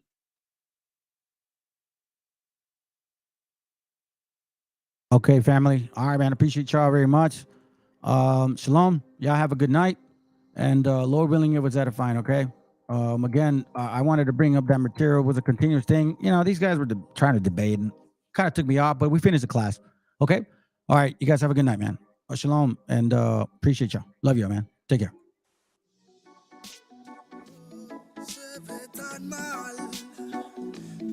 Miras a otro lado, los fantasmas del pasado no se detendrán hasta verte derrumbado. Peores lo hemos pasado.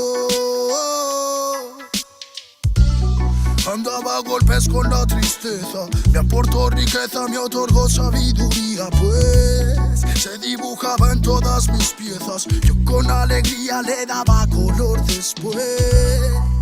La aguja sigue girando, tiempo parece burlar de mí. Dijo que sanaría esperando, pero creo que la espina aún sigue ahí.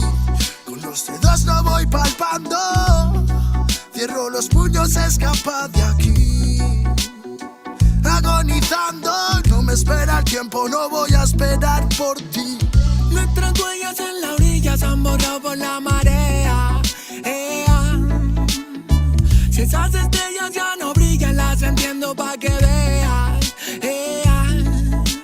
Sea donde sea, bajo la tormenta o dentro de la odisea, donde arañas cubren el cielo de tela, los aviones nadan y los barcos vuelan. Aunque parezca que va bien, no sabes bien si va mal. Besos que pueden doler, ojos que pueden matar. Tengo mi alma en el almacén encerrada, mi corazón está en huelga, mis sentimientos en ámbar. Gente, Calamala dijo que estaría presente. Fallaron como nunca, se fueron para siempre.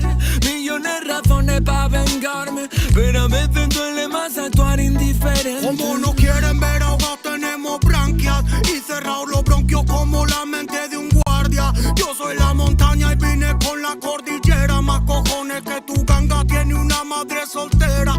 Tú cúbrete si suena mi tu. A mi lado tengo soldados fumando de su palulú. Ni un conjuro de grimorio me lo salva del velorio. Pa' tener pila valorio se matan vestidos de emporio. Y yo no quiero una pistola, estoy soñando que la vida que quería me llega a tiempo. Desde que yo la vi sola, loco ando. Vino a verme cuando el sol se estaba poniendo y se dejó una pluma y se perdió en la bruma. Nunca se despidió de mí, nunca se despidió de mí. Vivo en un mundo que parece roto y sé que no, porque todo es perfecto y lo debo plasmar. Me fumo un trocolor tras otro y lo veo todo otro color. Me siento libre porque vuelvo a conectar. Mi gente sufre y no lo puedo evitar, más que dándole consejos siempre desde la humildad. Es su camino hacia la fraternidad. Solo puedo que enseñarles a respetar y amar. Con esta bendición, como no voy a aprovechar los códigos que llegan, los tenemos que aceptar. Si me reencarné fue para ayudar y no para malgastar mi tiempo en beneficio del mal. En la unión nace la fuerza y eso nos hace juntar las ganas que siempre tuvimos para iluminar a la gente que se le ocurra y la malla armonizar. Vinimos para dar fuego a la que no nos va a quemar. Arde por dentro la llama, no puedo contener la ras. Churruscao el corazón, el armazón no puede llegar a pesarme más. Si abro la boca, tu tumba al suelo, me muelo a diario y sobrado de gas. Escupo risas perfectas, paladas de versos eternos, no mueren jamás. Cuando acabe mi condena, me vi muy solo y perdido. Cada vez más negra la flema, más elegante el problema, pero planté cara a todos mis enemigos. Recuperé las ganas, las fuerzas y el garbo. Dedico requiems a mis diablos, que aquí estoy vivo de milagro. Delicadas flores crecieron entre los cardos. Me dicen vienes más delgado que de costumbre. Será de tanto que he bailado en el alambre, que a tanta pena es mejor no ponerle nombre. Llevamos la música en vena, nuestra sangre.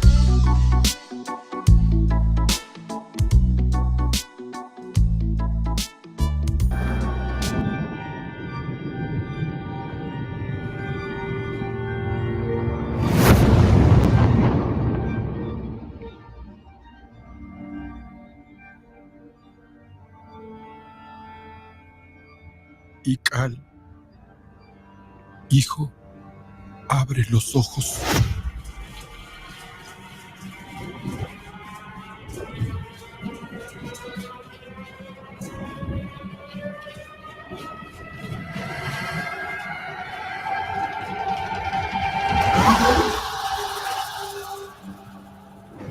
Tu cuerpo se queda con nosotros, pero tu espíritu debe seguir.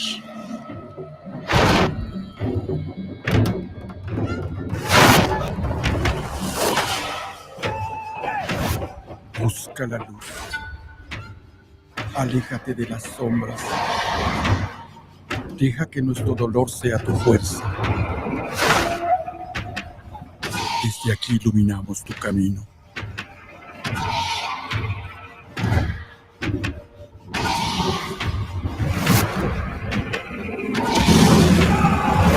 Lucha como nosotros ante esta pena tan grande.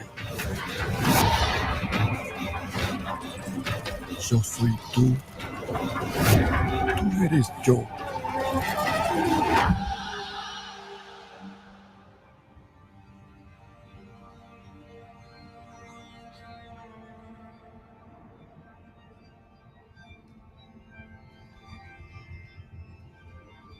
La muerte que hoy nos separa,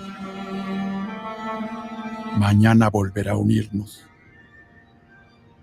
Eres libre, hijo.